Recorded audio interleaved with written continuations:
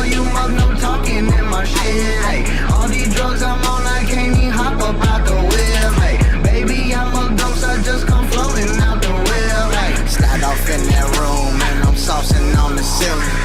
Ain't nobody ready for me, I just got that feeling. I can smell the lies, see the secrets they concealing. Walls do talk, I'm the creature who can hear them. Know what y'all be on before y'all know I'm in the building. I ain't gotta kill them, eye contact, chill them. Call it my gift, call it my shit, call it my curse. Hold up, whip, drill, whip, drill, whip, drill. You ever look in someone's eyes, it's like they're gone already. But at the same time, it's like they'll live forever. Hold up, man, I swear I just be feeling like a mess. Hey, sipping so much mud, it changed the color of my pants. Hey, one day when they aiming for my head, they ain't gon' miss. Hey, when that happen, roll up, pull up, and a block of this. Hey, tell them about the one who never went out like no bitch. Hey, tell them about the one who never switched up like no trick. Hey, know I was the one who caught you every time you slipped. Hey, Ouija died before he got to live. Baby, I'm a ghost. Baby, I'm a ghost. Circles where I'm in. Hey, don't nobody know. Baby, I'm a ghost. Baby, I'm a ghost. I just want the block. I swear they hit my bones. Hey, baby, I'm a ghost. Baby, I'm a ghost. When you feel alone, girl, I'm on you nice and close. Hey, exhale, smoke. See the way it flows. Ain't that just like me? Hey, baby, I'm a ghost. Hey, smell me in your clothes, girl, I'm in there like detergent. Ain't nobody permanent, ain't nobody perfect. All the shit y'all put me through, all of it was worth it. Know you gon' remember me, picture Ouija swerving. When the room is quiet, you gon' hear me spitting verses. Know I stay inside you like those hands in all y'all purses. Know the things you said to me were part of my existence. I was dead inside before my outside caught up with it. Baby, I'm a ghost. Baby, I'm a ghost. Circles where I'm in. Hey, don't nobody know. Baby, I'm a ghost. Baby, I'm a ghost. I just want the block. I swear they hit my bones. Baby, I'm a ghost. Baby, I'm a ghost. When you feel alone, girl, I'm on you nice and close. Exhale, smoke. See the way it flows. Ain't that just like me? Baby, I'm a ghost.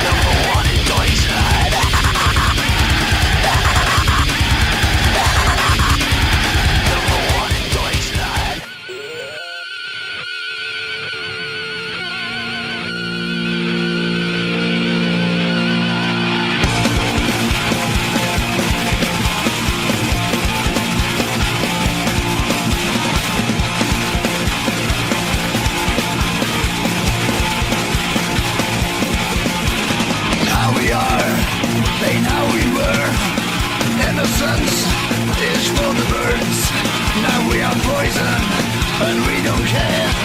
We have no shame, we strip you bare.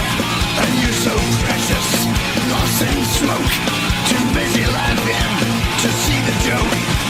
Nobody knows if you won or you lost. Into the palace or above the cross, into the gravy or into the ground.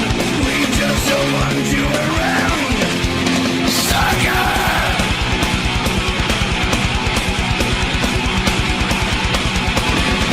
What we want ain't what we get. Rags to riches ain't working yet. For we are monsters, we love our work. Raise your voice, you bite the dirt. And you're so patient, lost in dreams, too busy crying to hear the screams. Nobody cares if you lost or you won. In with the girlies or under the gun, into the sunshine or under the blade. We gonna dance on your grave, sucker.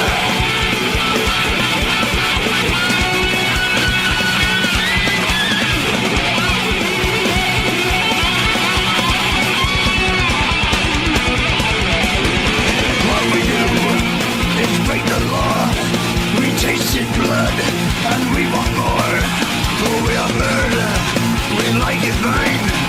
No quarter, we draw the line. And you so gracious, lost in time, too busy killing to see the crime. Love it or hate it, you're gonna pay. All of us here gonna ruin your day.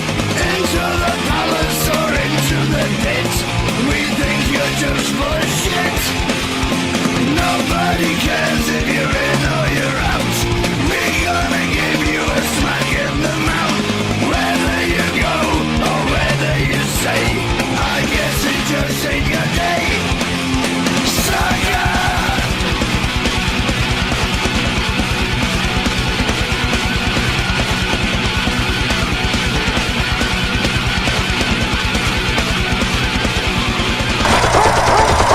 I been fucking niggas since the 5th grade. Really ain't no difference if that nigga gay. Ooh, it's good to be back. Yeah, it's been a minute. It's been a minute. I hate taking a week off. I don't know why I do it. You're full of shit. By the way, if it sounds like I'm keeping my voice down, it's because I am broadcasting live from the belly of the longhouse. If it can be believed, me and my wife are sharing an office in our new house. Oh, dude. And you know what? We're a real couple of characters. Yeah. You know, we bat it back and forth. We like to riff. However, before I was in the basement, now I'm just up amongst the people. And so I can't really scream. I'm really trying to modulate my volume because I'm like right next door to my son right now. So we're going to see. I have the sense I'm going to get riled up during this episode. Yeah, you always do. We have so much hog shit to get through. Tommy Muncher wants to know if this is gay sex update. And yes, Dime's sharing an office with his wife is gay sex update. What's gayer than sharing an office with your wife? By the way, she is a dream, though. She loves all this stuff, and she's not bothersome, but it is just spiritually, it's different. Yeah. And just, you know, this is just for me and Judas. We didn't even get to talk before this episode because he's coming in, 2 cups of coffee in his hand, one in the ass crack of his jeans. I've had He's like, I'm here. Like Sailor Moon, of course. One thing I wanted to bring up is we were talking about renovating the outbuilding, like the garage, to be the new Blood Satellite headquarters. And I'm up in the air. We might still have it as a headquarters, but it won't be for broadcasting. It'll just be like a building that we kind of stand in. Fill it with trash. Blood Satellite coded things. Like Bill Wilson here says, Dracula flows unquestionably Blood Satellite coded. Yes. That's why I have so many of the sound drops just ripped shamelessly from that. But it'll just be like a building we embody the essence of. I'm thinking I might just renovate the basement with the money I would have allotted to that. Mm-hmm. Now, I know what you're thinking. You're thinking, why would you do that? Because you love the idea of these old homes having musty, rock-filled basements. It's just for storage, he says. He doesn't care how I'm living. You love it too. You love that your basement's full of blind alleys and corners that loop in on themselves and back rooms and shit. It's a cellar and it's just full of shit, and I keep it that way. He says stuff like, he'll say it's a cellar. Like we should not aspire to more. That we can't you aspire to getting enough turnip and dry corn to fill it. That's the aspiration. Is that your new thing? You getting into corn? Dude, I've been doing corn for years. I got like 4 varieties of corn going right now. You've been on corn? I'm on the corn, my man. I didn't know this, man. I'm all fucked up. Dude, I got, you know what I do? I get the 2-liter orange juice jugs, and when the kids drink them, we fill it up with corn. And now we got dry corn in a jug. So you've been pushing this juice on your children because you need more corn. Yeah, well, and now I'm pushing the corn to you. Do you want some dent? I got some dent. First of all, yes, you are, of course, giving your children corn syrup, and then using those bottles. Never. This is for corn flour to make corn bread, which is delicious. I love that you just want all these corn extracts, but you don't want corn itself. Like you're gritting your teeth and bearing the corn just so you can get the cornbread. I'm the same way. I love cornbread. Yeah, man. I don't know why you'd eat any other that and sourdough. Fuck all the other bread. Yep. I don't even want to hear it. Like I said, we got a lot of stuff to get to today, but you know what? I know we just got through some music, but Bill there, he mentioned Dracula Flow being BS coded. And I feel like with these live things, I want to open with a bit of Jimmy Brown. Remember Jimmy Brown from the last one? No. Yeah, like I'm giving up Prozac to continue drinking. Oh, yeah. Okay. All right, so this is another song. Maybe we just do this as a nice opener. This is called Post-Traumatic Stress from My KFC Experience is Constantly Affecting My Mood and Overall Health. Just to set the tone. Would better to follow up Motorhead than with this. Let's just see where we're at. We won't listen to the whole thing, but just to give you a taste. Right, my name is Jimmy Brown. I'd like to perform a song from my most recent album, Torture, entitled Post-Traumatic Stress from My KFC Experience is Constantly Affecting My Mood and Overall Health. Post-traumatic stress from my KFC experience is constantly affecting my mood and overall health. Post-traumatic stress from my KFC experience is constantly affecting my mood and overall health. It kind of looks like Patrick Casey there. Yeah. I'm experiencing post-traumatic stress after a traumatizing incident. We took place at KFC. After this, I will never be free. I love that he's kind of singing into the mic while walking around. I love reminding you that there's a band here. This actually, unironically, I like this music. I'm not even joking. Yeah, it's pretty good. Because here's what happened. I was watching a video of him because he did like a tour of America and he was doing like skits and stuff. And I started seeing him like start to break character and laugh like, oh, okay, like this, I needed confirmation that this just was a guy doing a bit. Yeah. It's less funny if it's just him and he's not in on the joke. But yeah, I'm all about Jimmy Brown these days. Talk about blood BS coded. Mm-hmm. Bill Wilson, Blood Salad HQ is filled with half-finished engine rebuilds. Meta Prime, of course. What did I tune into? As if this isn't what we always do. So I got another thing here, and maybe we start with this because I need clarification. This is just for the chat. So I got an image here that. So I saw this meme, and you're looking at the meme that I saw. It's about female incontinence in the military, you see. So we don't need to read the whole thing. We don't got to make a meal out of this. This says, female incontinence in public perception in the Marine Corps. The prevalence of incontinence in female soldiers is not common knowledge amongst the general public, but to some extent, this is true even within the Marine Corps. It's considered a top priority to uphold the image and keep this under wraps. Therefore, videos, images, or descriptions of incidents are under no circumstances to be released. It's got the logo of the Marine Corps there. Now, here's the thing. This cannot be real. When I told my wife about this earlier, it said it very, very factually and seriously. I followed it by saying, and I looked this up after, and it's real. I did not do that. No, it's not. There's no way that's real. I did not verify. Look, I want it to be real as bad as you do, but we got to be honest here. But also, whether or not it's real, let's just say it is. We can say whatever we want. It's real. Okay. Doesn't that make sense? And if it doesn't make sense, wouldn't you want to know? And if you want to know, shouldn't the people know? Yeah, I'm pro knowing. Of course, this imagery is very funny. That's something like that took some care. At a glance, I saw the thumbnail of this in the Telegram chat, and I thought it was like a Metal Gear Solid thing. I'm like, wait, it does look like Metal Gear Solid. Why is she shitting herself? Because is this just military women? Is it just the sisters overseas? If you wanted to ride with it, it could be like, oh, the training regime and the stress they put them through, and women aren't built for it. And so they spontaneously shit themselves. I could believe it. Well, there it is. It can't just be them. There's hoes out in these streets walking around with a thong full of turd. Maybe it's a No True Scotsman thing where the guys who shit themselves then by definition are women. You know what? I was about to say it's a No True Scotsman thing. Yeah, there you go. See? Great minds think alike. Modern day hurt. Bill Wilson's getting a lot of praise in this chat. I got to keep him under control. He's going to say too many zingers here.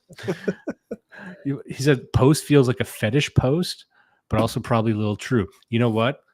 Did I fucking turn myself around 4 times, slap a blindfold on, and wander into a horny post? I might. Yeah, have. You did. Maybe. You're too excited. Look, in this day and age, everything is a horny post. To somebody. Like people are too horny, aren't they? Yeah, it's too much. We should stop broadcasting altogether. I tell you this, I don't even think a lot of this horny posting you're seeing is from horny people. I think it's performative. I don't think there's people getting off at all. Like these days. The horny post meta is people who are incapable of being horny, performatively selecting bizarre kinks. By the way, we have here Sex Freakman, of course, saying No True Scatsman. And there it is. Oh my God. We got it. That's the zinger of the year. And of course, Sean Schaefer chimes in. That was a Metal Gear Solid reference. I think that is just for us. It must be. I don't know anything. just for the boys. Also, Bill Wilson saying Jimmy Brown's Linger cover is a masterpiece. Unironically, I also saw Jimmy Brown do a cover of Hotline Bling by Drake. It was really fucking. It was better than the original. Oh, Anonymous says Gamergate tried to save us from what is now the post-gooning era. You know what? I'll put my John Hancock next to that one. You want to keep going down this fucking fetid road that we're on? No, not even a little. No. Okay, it's not about that because there was I don't know if you saw this. There's a bit of discourse in our community today about pubic hair. Yeah. And I'll tell you what kicked it off. So I think I shared this post. This is the post. I knew I'm going to just change this up here so we get it a bit more on screen. What's the best way to do this here? Yeah, okay. So it's this. You don't need to know who this is. This is just a girl who is in the Snow White thing. They got a photo of her. Look at her, the new starlet. Back hair. Look at that back hair right there, right? Mm-hmm. This woman says, if y'all crying at a little back hair, then just wait till you see my bush. I'm going to be sobbing real hard. And of course, I say, wait till you see my nasty pussy. Really isn't the own you think it is. 60,000 views. The shit that I do that does numbers is condemnable. Oh, no. And then just from here, the comments, it's not looking good for me. I've got every type of woman you don't want to see chiming in and saying that I'm gay. Like I'm hearing the types of women that we read about in our memes saying that if you don't like an absolute swamp of a nethers, then you are a pedophile. The thing is, like, on some level, that response is a perfectly wrapped, tied with a bow, black box of a response that is completely unassailable. So they're just, it's hose mad. It's a perfect response. There's nothing else to say. Well, every single one of them is acting like spinal back hair is normal. And I'm like, I've known a woman or two. Now, and I don't see a lot of women who actually shave their spine. It happens. I wouldn't say it's like bizarre. The point is to say this is like your $1 million starlet. Like, what's the point in having a woman who's supposed to be an 11 out of 10 if she's obviously a 5? I think that's the real takeaway. It's like, oh man, she's literally the werewolf of Notre Dame. No, not really, but still, it is fucked up that she's there. There's a bit of bullying that I recall from elementary school that did not happen to me. It was towards this girl, and I was reminded about how cruel kids can be, unnecessarily cruel. So this young woman, I won't say her name. I don't even know if you would have known her, but in my grade, and we were in like elementary school, right? And she had a bit of arm hair on her, and she had like black hair, right? White woman, but black hair. So she had a bit of hair on her arms that was visible, and so she was just known as Beast. Like everyone just called her Beast. That's savage. Like if you're a teenage girl, that you might as well just be known as cunt. Like you would rather be known as that than Beast, like a fucking animal. Yeah. And it wouldn't surprise me if that's followed her to this day. So then I look at this and I say she was born in the wrong generation.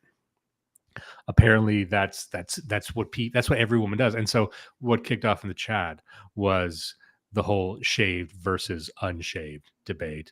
And I tell you what, it started off with Barry, where he said, you know what, I like a little bit something down there. And then as the conversation went on, it's like, I just like it as big as possible. I just like it fucking gnarled. I like it just I like don't do nothing. It wouldn't be a dissident space if people didn't just have the dumbest fucking opinions imaginable. Leave it as is. But also, that's not to single him out. That's like half of the guys. Half is that, and half is just napalm it down there. Nothing's left alive. Can I throw my hat in the ring? Absolutely. I think having a strong opinion about it is itself gay. Because you know what? I take them both ways. Yeah, there wrong you go. choice of words. Let me just say, Why would you care? Are you really mad? Are you really mad? Oh, poor baby. Can I say this? I would like a bit of care down there. I'd like to know that you're thinking. You know about what? it. That's the thing. Thank you. That is the thing. And let's be real. It's like a stand-in. It's like a flag for hygiene. And maybe you're not doing it right, but you're trying. You're doing something. You care about it, right? So you don't have to cut it all off, but you're fucking washing it at least. You're doing something, and I can tell from a mile or maybe 1.5 meters. Let me know that you're thinking about me as you're thinking about your vagina. Yeah, there you go. That was a bad way to put that. Let me think. No. That's the perfect way to put it. That's exactly what it is. Let me know that you own a comb. Let me know that you're like, I'm going out tonight. You know what? I blame Owen Benjamin. Yeah. First you said own a Benjamin, and I wanted to put that up, but Owen Benjamin. Same thing. I don't know what Owen Benjamin specifically would have to do with this. Maybe he's come out because like there was a big thing in our space where like guys weren't using soap anymore or washing their hair. Yeah. But I'm a lush. I'm a fancy boy, so I'm probably going to keep washing my hair and using soap and stuff. I tried doing cold showers for a while. Do you do cold showers? No, that sounds terrible. I mean, I do it when the water's cold, then you go. But yeah. Well, that's the thing. It was big. Like get into cold showers, and you eventually get used to it, and your nerves just die, and your pores slam shut like manhole covers. And I mean, that was explained to me as having some kind of health benefit. You would think that some of the vitalist guys would say, yeah, you got to do that. You got to eat raccoon tail and you got to roll around in the moss and stuff. Maybe, I like rolling around in moss is actually fun. You don't have to convince any. The problem with that is where do you find a nice bit of moss? Rolling around in the moss is great. Let me ask you this. Is there any immediate health benefit or wrong choice or any health risk to rolling around in moss? Fuck no. Why would there be? Well, that's the thing. I don't know. I've never done it. Yeah. So I'm thinking like, they'll say, that's how you get salmonella or something. It's in direct sunlight. It's like rolling in grass. You know what? I bet you would be safer than grass because grass, maybe it's somebody's dog shit there or something. But no, like you'd see it if it was moss. So that's what I mean. You find a nice clean patch. Where are you going to get moss? Like the tundra? Maybe you go up north. Maybe. I don't know. I bet people rolled in shit more back in the day. It wasn't no thing. Who cares? You want to talk about keeping it clean down there? We used to put up with a lot of other shit. Women would come home covered in feces because that's what you'd want in a trad relationship. Like, I go to the mill, I go to the blacksmith shop, I'm the sheriff, and then what's my wife doing? She's keeping up the house, right? Well, here's the thing: their houses are small anyway. It's like a cabin. So what's she doing all day? She's in the meadows. She's gallivanting amongst the animals and whatnot, and she's rolling in shit. I was watching this thing about like post-Roman Germanic housing, that they went from, like, the big improvement in their housing was initially they had a single room hut where the people and the animals would sleep. Yeah. And then the improvement was now they had 2 rooms, one room for people, one room for animals. But can you imagine I thought you were going to say one room for the people and animals and one room for the women. Like the men are sleeping with the pigs.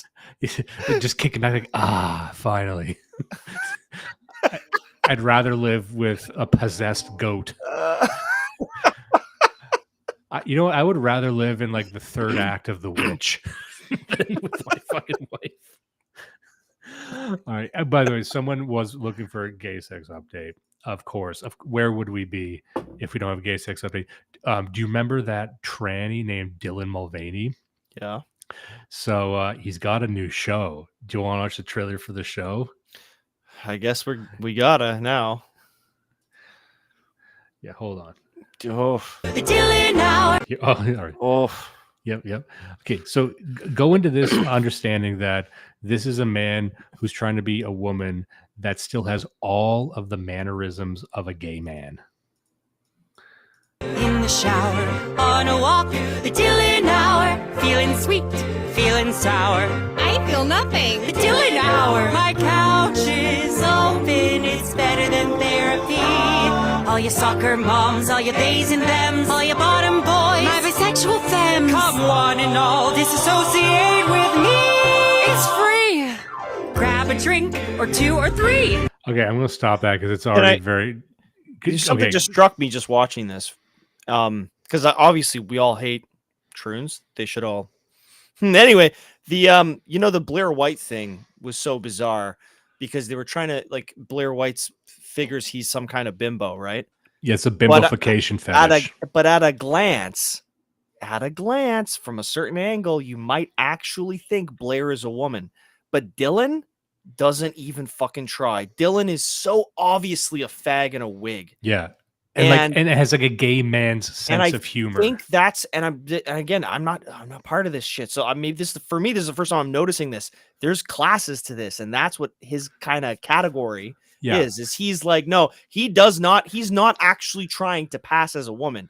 His whole thing is, I am a fag in a wig, and you all hate me, and it's So a lot of people have correctly pointed out that within the because there's no such thing as transgenderism. Not really. It's a bucket that you put in a bunch of different fetishes. Different fetishes and mental illnesses. One of them being autogynephilia, which is the sexual fetish of you as a woman. And actually there's that scene, I'm not going to play it, but there's this scene in the show called The White Lotus, which I don't watch. And there's a scene with Sam Rockwell, his character, saying that he's this rich guy who's gallivanting around Vietnam, fucking Asian whores and ladyboys and stuff. And you figured out that what he really wanted to be was to be an Asian girl and to be fucked and to see himself fucking himself. But it's kind of played for laughs, I guess, or not really.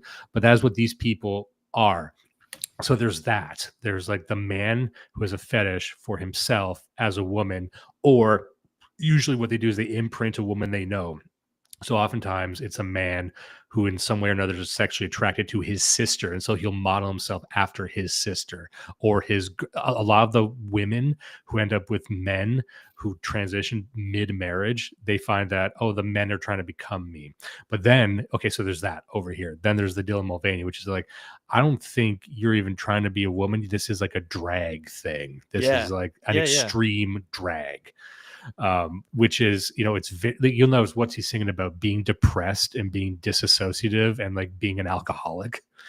So it's like the joke that's like a gay man drag sort of joke. Like, oh my God, I'm such a mess. I'm on pills and shit. I'm like, women don't really do that. That's too fucking grotesque, So Anyway, now there's your fucking gay sex update, right? There it is. Yeah. Done. Wrap it up. There's two ways we can go from here. Oh yeah, pragmatic culture, of course. What the fuck am I watching? Jim Carrey wishes he could look that psychotic. Yeah. So we can go two routes. We can go the JFK files, or we can go with Carney. And part of me thinks maybe we should get to Carney first, because we could spend a lot of time there, or we could not, depending on the conversation goes. But I know you have some opinions. I'm going to pull up some articles here. So where do we start with you? Your opinion, Mark Carney, current officially leader of the Liberal Party of Canada, which is leading the country. What do you think about everything that's happened? He's a stooge. I almost said WEF stooge because that's a conservative talking point, but he's a stooge. I mean, he's in bed with all of the banks and the big clans, and I don't trust the guy. I think he's intelligent, which is the main reason that I'm terrified of him. We're looking at Polymarket right now for those who are just listening to audio. I think I'm almost certain he will be the next prime minister at this point. Yeah. It's rushing so far in his favor. And everybody, look, this is all stale. Everybody knows this now, but he has taken every single salient talking point from Poilievre's campaign and twisted it just enough that it works as a liberal talking point, or it doesn't work because here's the thing. It cuts both ways, where Poilievre is like, I'm just not Trudeau. Well, guess what? Liberals will vote for anybody who's not a conservative because they're fucking retards. Carney can actually go and talk about our national heritage and the French and English founding stock, and liberals will still vote for him. This is what Trudeau didn't get. Just to give some people some context, I'm showing a video that I'd found that's contrasting Mark Carney with Pierre Poilievre. Here we go. The ceremony we just witnessed reflects the wonder of a country built on the bedrock of three peoples: Indigenous, French, and British. The office of the Governor-General links us through the Crown and across time to Canada's proud British heritage. And we will treat all our people, regardless of their race, as Canadian and Canadian first, with no hyphens. That France and the whole of Europe works enthusiastically with Canada, the most European of non-European countries. Ours is a nationalism not based on bloodlines, birthplace, or background. Whether your name is Martin or Mohammed, Poilievre or Patel, we are all Canadians and Canadians first. It was his to lose, man. I know. We were just talking about Polymarket. I want to get to this because there's some very salient quotes in here. But speaking of Polymarket, if anyone ever wanted to make bank on Polymarket, put your entire life savings betting on conservatives snatching defeat from the jaws of victory. And that's a general advice, not for this election, but like for your whole life. Just whatever it is. Don't you probably missed the boat on this one, but the next time conservatives have a run at something, they always do it. Only when they're winning. Only when they're winning will they lose. Yeah. So let's just keep going here. That column includes the fleur-de-lis for France, the shamrock for Ireland, the thistle for Scotland, the rose for England, and the white pine for the peuple autochtone to Canada. That is an example of the diversity of Canada. The wonder of Canada is built off of that diversity. Yeah, so of course the line there's one of these is conservatives, of course. So let me just close this here. What we noticed was that the liberals are adopting a lot of the talking points, even some of our talking points. And by ours, I mean more Canadian nationalists, not necessarily anything far right, but you've never heard something like this come out of the mouth of any liberal politician for the past like 10, 15 years. I don't think that you have to go back pretty far before you find someone openly saying something like Canada is the most European of non-European countries. Yeah. That excites a lot of us for obvious reasons. Sorry, continue. I think the most powerful one was right at the end where he says the diversity of Canada is the four founding nations. Like that's I know he's not serious, but he's actually right. Like the diversity, the strength in diversity that we have, the only one we actually have is the four founding nations. Yeah. And what's interesting is, I I hesitate to call this a prediction because I don't believe in predictions unless there's money put on it. Because if you really believed something, you put money on it. Yeah. And if anything else other than that is just rampant speculation. But just to recall what we've been saying for the past, I'd say, year, even before Trudeau was on his way out and publicly announced that he was leaving the Liberal Party of Canada or being subject to some kind of palace coup that we don't know the exact details of. But I had said, and I said this at the end of last year, and a lot of people thought I was crazy for saying this, but I'm noticing they're coming around on it now. And I had said, if anyone from the Liberal Party runs against Pierre Poilievre of the Conservatives, Poilievre loses. And at the time, it was Chrystia Freeland because Mark Carney had not entered the conversation yet. And so I said, if Chrystia Freeland goes up against Poilievre, Poilievre loses, and probably loses by a lot because nobody likes Pierre Poilievre more than they hated Trudeau. He was just the candidate that they were taking out their frustrations on. And remember, a lot of people don't even hate Trudeau. They just got a green light to bully this embarrassment. But who actually likes Pierre Poilievre? What does Pierre Poilievre stand for? What has he done that really energizes people? He's a total loser. Absolutely. And we've seen it just there. It's like Canada. And there was one quote that wasn't included in that video. They said something to the tune of, Canada is a place where anyone from anywhere can do anything. You know what I mean? Like that's an NDP talking point. Yeah. Yeah. And it should be stunning, but it's not really. Like, we're not a fucking theme park, dude.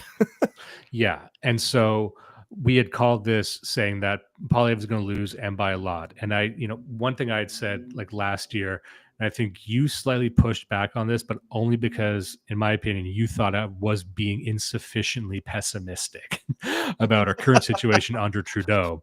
But I said that in a way, it is beneficial for us that we have Trudeau because he is widely regarded as an inept embarrassment.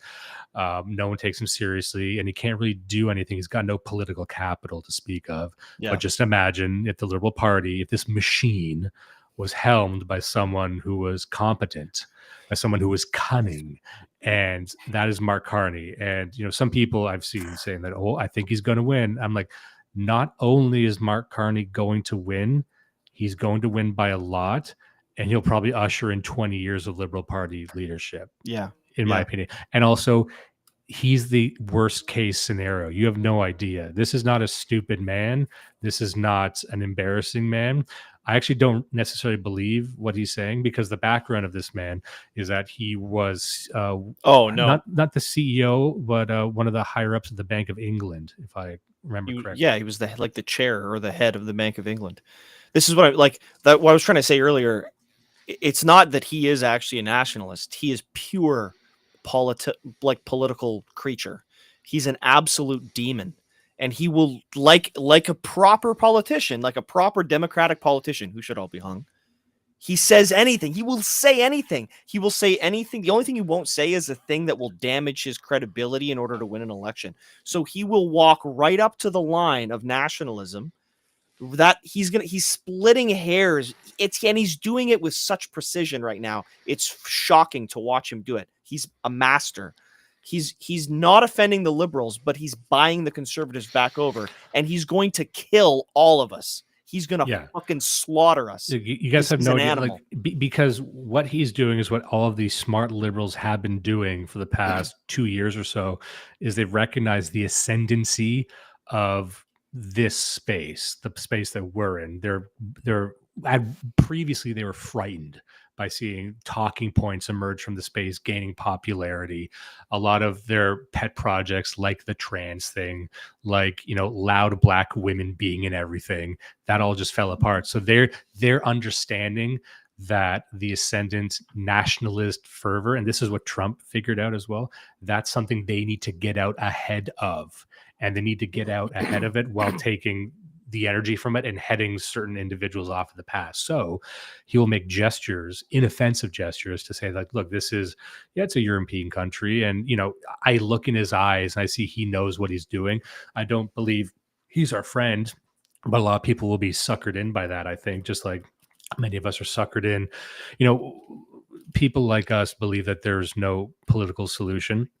And that's a mantra that's repeated frequently. But I still think some people think that there will be a philosopher king one day that will emerge through the democratic system, through this fucking poisonous, filthy machine, and just through their own cunning and Machiavellian nature, climb their way to the top.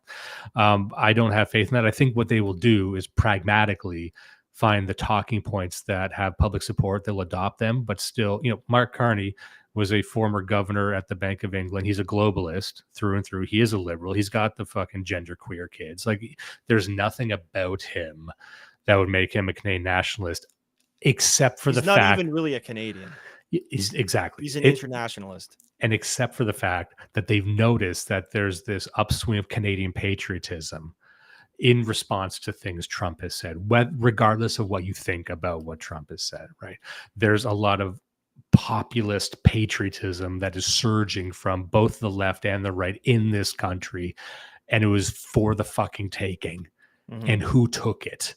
The only people, and as much as we make fun of Richard Spencer and some of those elite human capital guys, sometimes I think back to them saying that it was the Democrats who were the only adults in the room, and I look at this and say, yeah, liberals seem to be at least the only competent adults in here. Like, the fact that Poilievre and the Conservatives just cannot grasp this easy win. I'm like, well, you deserve everything you get. And the sense that I'm getting from people is maybe we actually just want to see the Conservatives smashed. And I don't know if that helps us politically. I don't know if that works in our favor or if those points go over to the People's Party of Canada, whatever it is. I'm just like, I just want to see these fuckers suffer. I want to see incompetence suffer. Like John Malkovich at the end of Burn After Reading. Poilievre, you are from a league of morons that I've been dealing with my whole life, and not anymore. I'm going to watch you crash and burn, and maybe that, and Carney is going to fucking ramp up the speed on the destruction of me and my people. But you know what? Just for now, I want to see you lose, and I want to see the look in your eyes that you don't know why. You never learned a fucking thing. You never read a book. You never looked. You never tried to understand what's going on. You just thought, you know what people really care about is taxes. I've got a news flash for a lot of people. Americans will be blown away by this, I'm sure. Canadians broadly are not anti-tax. That doesn't sell up here. I know Judas is. Well, yeah, I'm a weird case. I will say Canadians are concerned about taxes being too high, but we are not anti-tax on principle. We believe as a people in the concept of being taxed in order for the nation to chug along. We just tend to, like anybody, get frustrated when it's fucking 30% and we're getting nothing for it, right? But yeah, I would argue that even you saying that puts you as an edge case. And I know if you go to talk to any liberal, they don't actually care that we pay high taxes. I would argue that even most conservatives don't. I think that will be evidenced by how few people vote for. Like, this is an election where people can just vote for lower taxes, and I bet they won't, because that's how Canadians. You know what? One of the things, alongside him playing the nationalism game, Carney, I mean, he quote unquote cut the carbon tax. He didn't. He just temporarily reduced it to zero until the election's over. But that was the headline: is Carney removes the carbon tax, which again is taking the wind out of Poilievre's sails, because that was his thing. It's the carbon tax election.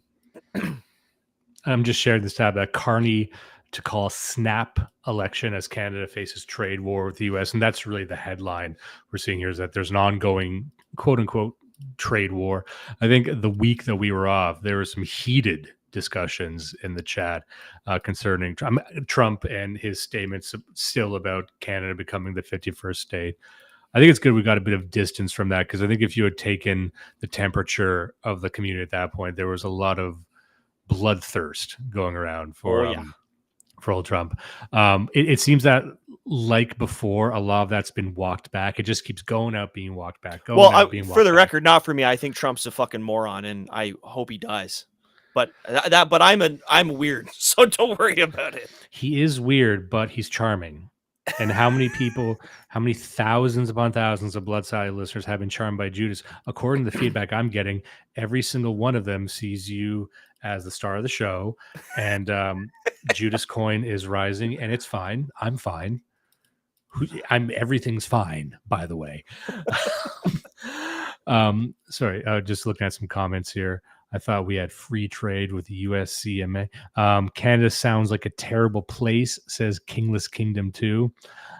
It is terrible, but presents a lot of opportunities. Because it's so terrible, it has some of the characteristics of a second world country where the police are spread too thin over too long of an area that's filled in by a lot of volunteer firefighters, a lot of constables, a lot of like provincial police filling in, and there's just not enough of them, so you can really lose yourself up here. So it's a lot like the old west in a lot of ways.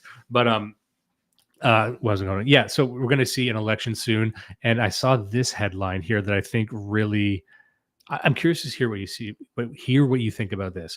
Donald Trump says a liberal would be easier to deal with than Pierre Poilievre.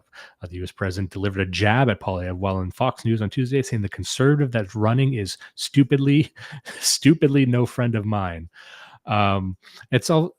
If that quote is true, it sounds like he's calling himself stupid for not having Poilievre as a friend. Or, there's actually a couple ways you could read that. Well, I mean, Trump as a moron, it has a lot of idiosyncratic speech, which it's easy for us to pass off as a clown having a good time. But we have to accept once in a while he is actually dumb and says dumb things. This is one of them. This is actually a dumb quote. Do you think this helps Carney? You know what? Because Trump, Probably. How many Canadians still hate Trump versus they will see this as an ideal resolution to, like, deep down they want a resolution. Carney and Trump are on the same side. They're on the side of globalism. They're on the side of Israel. They're on the side of, look, I'll tell you what, dollars to donuts, Carney is more interested in reshoring industry to the US than he is to Canada, because he's got his fingers into all the same pies that Trump does on a personal level. Because remember, this motherfucker is not a Canadian. He's a globalist. He probably considers himself either English or Earthling. I don't fucking know. You remember all those years ago when Ignatieff was running for prime minister? Yeah, same as Iggy. That was used against him, that this guy has spent most of his life, a decade's worth of his life outside of Canada. What does he know about running Canada? And it's just interesting that here we are, and that's seen as a benefit. And even my wife was sort of puzzling over this. Like, why would they elect him? He hasn't run anything before. And I said, well, right now that works in your favor, because they said the same thing about Trump. So we said, well, we want a guy who's a dark horse, who's coming out of the shadows, there's nothing you can use against him policy wise. Right. And let me just say, I'm looking at an image of Carney right here. The time spent at the Bank of England sure gave him a British mouth, ladies and gentlemen. That is a mess of a smile. Are you seeing what I'm seeing? Yep.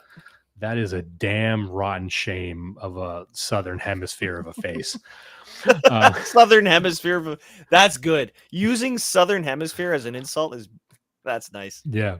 So I had to explain this to some people. I'm saying this in a very pretentious way, of course, about why the conservatives were dropping the ball like this, because it seems that probably was going even harder in favor of multiculturalism, which seems quizzical, right?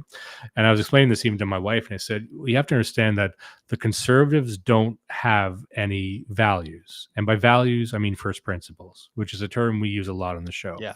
First principles are more important than beliefs or ideology, in my opinion, except those are sort of either downstream or in orbit around your first principles. And the first principles tend to be pretty simple. There's no dynamism there. If I had to think about what the conservative first principle would be, it would be something like democracy. They believe in democracy, but it makes a lot more sense. And I think this was the case in America before Trump. I think Trump, who's same, different boss, same company. I get that. But Trump did disrupt a lot of things. It seemed to open some crevices for more radical elements to slither in. But what you can understand, even in that case, is that liberals, conservatives, or Democrats and Republicans are both essentially liberals. They're just different flavors of liberals. So it's not like one is actually radical. And so the remark people would make was that, conservatism is just Democrats, was Republicans or Democrats driving the speed limit, or conservatism is liberalism 5 years too late. that's a temporal way of thinking of it. But really, I think you can even spatialize it differently and say that it seems that liberals actually have first principles and values that even I disagree with. And because the conservatives lack that, they could always be reactive. They can only be reactionary. So it's like when they go left, well, we have to go right. So it seems that astoundingly, the liberals are in favor of a more traditional version of European Canada. So Polyev, maybe not even believing this, says, well, I need to be Indian now.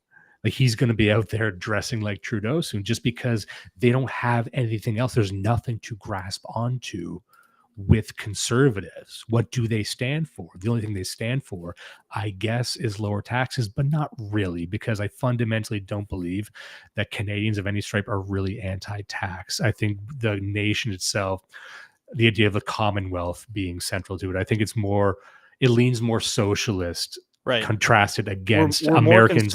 We're much more concerned about how the money is spent. Yeah, and also, but there's a thick vein. A bad choice of words. Thick vein. They're in it. You know what though? Yeah, accurate. But like a streak of libertarianism that runs into the American spirit that I think is lacking in the Canadian spirit, despite our tilting towards frontiersmanship and outdoorsmanship and being we're pretty dynamic, exciting people, but we just lack that sort of libertarianism. So we're not anti-tax. If you run on anti-tax, I don't think it's going to work, because also I don't think your average Canadian is really ready for an economic discussion, period. I've never really seen an economic platform that, not like you see in the UK, not like you see in the US. Like Carney's the first one who kind of talks about reshoring, but not really. But I don't think most people even want to vote on that. What they kind of want to vote is on immigration and Canadian identity, which is also what he's doing. But I think as sad as it is to say, most Canadians are asleep at the wheel with anything economic. Like if you bring it up, it'll just be crickets. Like people just don't even want to talk about it. That's my feeling anyway. What do you think about that? Yeah. Winkler's Me says gay dime strikes again. I didn't, you know what?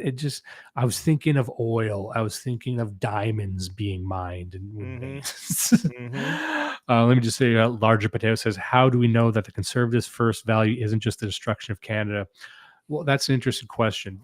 Do we think, to me, Mark Carney would be the one who would see Canada as an economic zone. Do we think conservatives see Canada as merely an economic zone as well? I would step out to a larger view and say that we are a small nation economically. We are big geographically, but in terms of population and output, we're small. And we are open enough to the rest of the world that everybody has their fingers in our pie. And we are, from their perspective, an economic zone. It doesn't matter what we think of ourselves. We are an economic zone. So then you can say safely, because we have a democratic government, all parties at all times view Canada as an economic zone and are tuned in such a way as to take advantage of the economic zone. NDP, Liberals, Conservatives, all of them forever, until something significant changes geopolitically about the nature of our nation. It will always be that way. Okay, I just say something very, very quickly here. We have a comment here from Pragmatic Culture. Noel Ignatieff was going to be your prime minister. That may very well be a joke, but just to clarify for people who don't know, this is Michael Ignatieff, author, former politician, former leader, very briefly, of the Liberal Party of Canada. This was the guy. He's an American. When I was, sorry, is he American actually, or no? Maybe I'm forgetting, but my understanding was he spent most of his life living in the state. Yeah. That's what it was. Like he was like born in Canada, but never lived in Canada and flew back to join the election. It's like, where did you find this fucking guy? And this was him. Yeah. And it was a big scandal that he was even running for prime minister, and everyone was agreeing, and he was just sort of brushed out of and forgotten about. And which he, as he should have been. And so should Carney. But, here we are. Now we have another comment here. Maybe we can respond to this from Kingless Kingdom. I don't know how you could be saying Trump is a globalist after the last month or two. And of course, give me a fucking break, you retard. We love our fans. We appreciate our fans. You are not. I don't think you should fuck yourself, Rita. I think you should. You know what? You what Juice likes getting is super chats. You want to get his good side. But if you could clarify your point, Judas, when we talk about globalists, what I believe Kingdom is talking about is the gestures of Trump flexing with the tariffs and trying to exert economic power over the vassal states of the greater American empire. What do you think? Do you think Trump's still a globalist? I don't think that tariffs have anything to do with the globalist argument. It's like it's a whole other thing. Tariffs is neutral when we're talking about globalism is about blending everything together, right?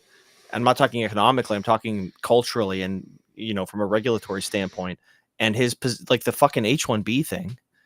Like look at the remigration or deportations. It's nothing compared to Obama. And most of what he's gotten rid of, the Mexicans, the Guatemalans, he's replacing with Indians.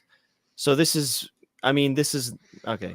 Well, this is the thing. He was making a joke. No, that was what Nolik Nadiev, but not the other thing. Okay. Kingdom. But this was we always say we're waiting for the other shoe to drop with Trump, where it's a mass migration appeal, but then it's concessions in these other directions. It's like he's apparently like earmarked more plane seats for Ukrainians to be sent back than Guatemalans. Yeah, just wild. Things like that. It's like, look, I don't think Ukrainians belong in the U.S., but are Ukrainians taking over apartment buildings and raping children? No, but Venezuelans are. But apparently you had a hard time sending even 40 of those back. I'd heard, who was it who said this? It might have been one of the guys in our chat, might have been Jordan or someone, but it was Jordan Milburn who we interviewed, or one of the other guys. But he was saying that one of the tricks that Obama played when we cite the Obama deportation numbers, he was saying that they were inflated because they were just counting being turned away at the border as a deportation. So those big Obama numbers might have been inflated. I don't know if that's true, but I just want to give some airtime to the counterpoint there. Fair. I just don't see even a fraction of what he claimed he was going to do being done.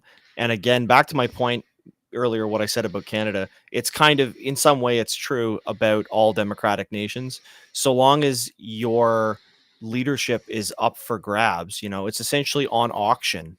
You're never going to have a leader. It doesn't matter what he says, dumbass. It doesn't matter what happens in the campaign. What matters is what he does. He was already elected and he fucked it up and he proved that he's a traitor and he's back. And you're dumb enough to believe the campaign shit. And what has he done? Oh, it's March and he's done a bunch of cool shit. No, he hasn't. He's done a couple of token things to keep you personally, yes, you happy. But it doesn't fucking matter. And the other thing is, we're not Canadians. So sorry, we're not beholden to your fucking opinions. Well, you meant to say we're not Americans. We're not Americans. We are, in fact, Canadian. We're Canadians. I'm going to clip that. I'm going to say we're fucking Russians or something. Oh, shit. No, yeah, but that's a good point. We've always been, I think it behooves us to be skeptical about Trump because I don't recall if I said this on the show, but you don't benefit at all from trusting the plan. Insofar as you have any power or influence at all, the only way you move the needle is by being angry. By trusting the plan, that's just saying to shut up. Let him cook. I'm not going. No. Tell you what, I'm not going back to 5D chess. I'm not going back to trust the plan. It doesn't matter who wins. It could be the greatest candidate ever during the campaign. It could literally be our guy, straight out of TG, straight out of 4chan. Just saying everything that we say. It doesn't matter. You need to be bashing him and crushing his balls every fucking day. Why? Because it's democracy. The nature of the game is psychos crawl to the top. That's how it works. Like, I'm knocking on your fucking brain here with my knuckles.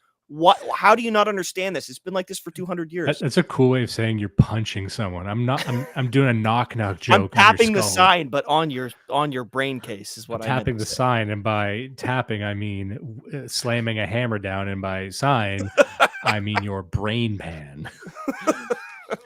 No, but really, like I apologize if I've said this before, but there's nothing to be gained from trusting the plan. That's an anesthetizing thing to say. And again, insofar as you have any audience or anyone has any audience or can move the needle at all, you should be sure celebrate the things you like, but hold people's feet to the fire, because you need to be able to predict where they're going to go with this. Like, do you really think there's going to be a 180-degree change on the tailspin that these countries seem to be in demographically? It needs to get really weird really fast for that to happen. And I actually see it getting pretty weird in America. It's not there yet, but in Canada, there's a lot of vitriol online, but I get the sense that a lot of that left with Trudeau. A lot of those people with the fuck Trudeau bumper stickers are not buying fuck the Liberal Party bumper stickers. They just think that they kind of won through consumerism. And then the rest of it saying, oh, Poilievre, he's a nationalist. Oh, no, rather, Carney's a nationalist. So yay. And I'm like, the big thing that I've been on these past few months is understanding that, and I'm not trying to toot our own horn here, we're not the biggest show in the space by any sort of margin, but people like us, shows like us, bigger shows, bigger influencers, whatever, they have made such a dent in the mainstream that there is, serious interest from people with real power in either siphoning that energy, siphoning those talking points, getting out ahead of us, or somehow harnessing what we've got for their own ends. So just hearing someone parrot a thing I like is no longer enough to get me on their side. Yeah. And they're not doing it for me. They're doing it for other people who understand that if a different sort of person said what we said, and maybe not with all the baggage, maybe, Carney's not up there doing the rape Romano bit, his loss, works for us, doesn't work for everyone. I get that.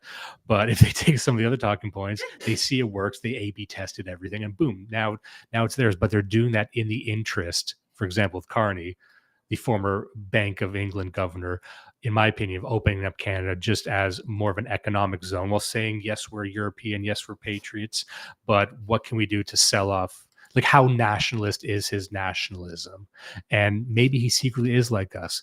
Well, I actually don't fucking care. I'm still going to be mean to him because I've been through these cycles. And maybe to get to our level, you need to be an old chunk of coal. You need to be an old head. I'm the guy who doesn't understand back hair. I'm the guy who doesn't understand. Apparently, women shaving their armpits makes you a pedophile if you're into that. I didn't know. Sorry, I'm old. Okay. But the benefit of being old is that you've been through enough of these cycles. You've been let down enough that I'm no longer excited by anything. I'm no longer happy at a single politician. I don't fucking trust anybody. I'm not going to trust anyone for the rest of my fucking life if they're in any way a member of that machine. And I hope they prove me wrong. Yep. But the pathway to them proving me wrong is going to be throwing fucking javelins at them metaphorically the entire time, because I don't benefit from wishing upon a fucking star that your intentions are good. Sorry, I was born at night, not last night. Fuck it. I'm too mean. I'm mean now, and you're going to get there too. All you Zoomers, you think you're a fucking crazy, dead, nihilistic psycho? Not yet. No, not yet. Not yet, because when this stuff comes on the news or it winds up in your feed, you get excited. You got to learn to just not get excited. This whole thing was built from scratch centuries ago, specifically to rape you personally. That's the nature of the world that you were born into, just like your parents and your grandparents. And the sooner you figure that out, the better, because we're not getting out of this unless we can fucking burn it. I'm just looking at some of the chats. Oh, God, Salmon Fish is going off. I still got to get him on the show. Thanks for that, by the way. Thanks for that, Judas. Thanks for putting me in that fucking corner. What? Okay, so I think, are you insulting me? Are you saying that my country actually exists? Okay, like I don't even know who he's talking to half the time. I don't know if he's talking to me or someone, or like a guy in the room with him, or a guy in his fucking head. Well, we love you, it's King Salmon Fish, but you're a little much sometimes. Sorry. I King Sandfish, you are one of my favorite friends, friend of the show. I need a little less you. I don't do believe the British Empire has crashed in real life, and the gold will be in your hand. Oh, we got Max Power here saying Mark Carney is somehow worse than Trudeau. Yeah, get on that wavelength. He's gonna win. Everyone knows he's gonna win. And like we said with Trump, don't just think at the victory. If you think, oh, this is a new dawning for nationalist talking points, identity talking points, think about the next day, the next 2 years, 3 years, 5 years. Can I do a little palate cleanser? Can I tell a story, a real life story that happened to me today? I think you actually have a couple stories. I got a couple. This is one that happened like a few hours ago. I went to Princess Auto to get a spot welder because I'm sorry, guys. I'm sorry I bought it there. I know it's fucking Princess Auto, but I went to Princess Auto to get a spot welder. And I go up to the cash and I'm standing in line in front of a bunch of Arab and Indian guys. And the cashier is a fat titted white chick in her 20s. And she looks at me and she gives me a big smile. And I'm wearing my 12-year-old Canada Roots sweater. And she's wearing a Canada Roots shirt. And I walk up and she says, "How are you doing?" She's so happy. And she looks at the welder and she says, "Give me a second here." And she finds the Black Friday discount from like, when is it, November? And she gives me like 30% off of my $300 welder. And I'm Wow. like, white person to white person, both wearing Canada sweaters. I'm like, I don't know how else to explain that other than she's been dealing with Indians all day and she saw a white guy representing the nation and she gave me a 30% off discount. Yeah, dude, the Indian thing is great. I've watched like progressive liberals become even more racist than me simply because they're dealing with them on a day-to-day basis. Like women too. You'd think women would just like not be as vehement about this, but they really are. Let me just say a couple of things here. I want to call out a super chat from Pragmatic Culture. Thank you very much. If Canada were an island and not next to America, I get the feeling you'd be more like Australia, overtly racist. Nice. Perhaps true. I think that would be the case.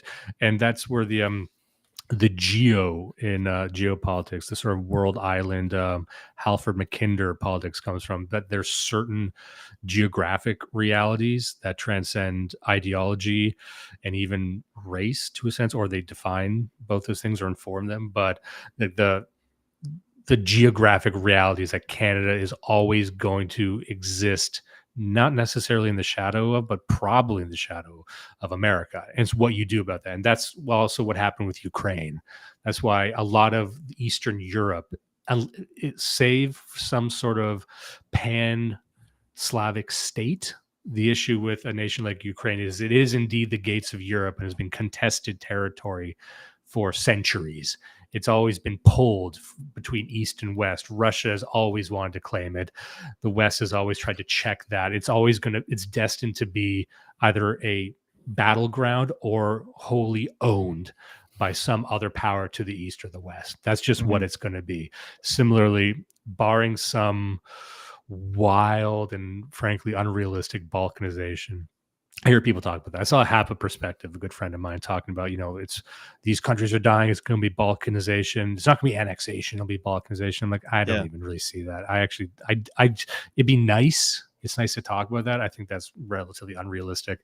And also just to go back to one, Canada, if we were an island, maybe, but frankly, we're always going to need to reckon with America. And one interesting thing that the whole 51st state debate has caused is that I think Canada's more. Well, I think we're sleepwalking this entire time, thinking that we weren't in the orbit of America, and now people are uncomfortable because they've been made aware. But what are you going to do about it? What does that look like? What does economic sovereignty, military sovereignty actually look like? There is a historical precedent for nations maintaining sovereignty in the shadow of a large neighbor. It's just that we have not practiced for this. We have not prepared. It's going to take a while. Did you catch the other super chat from Blood Based farther down? Let me see here. No. $49.99. This guy, Blood Based. Oh yeah, what a guy! Sean Schaefer. I think I called that one up earlier. Did you?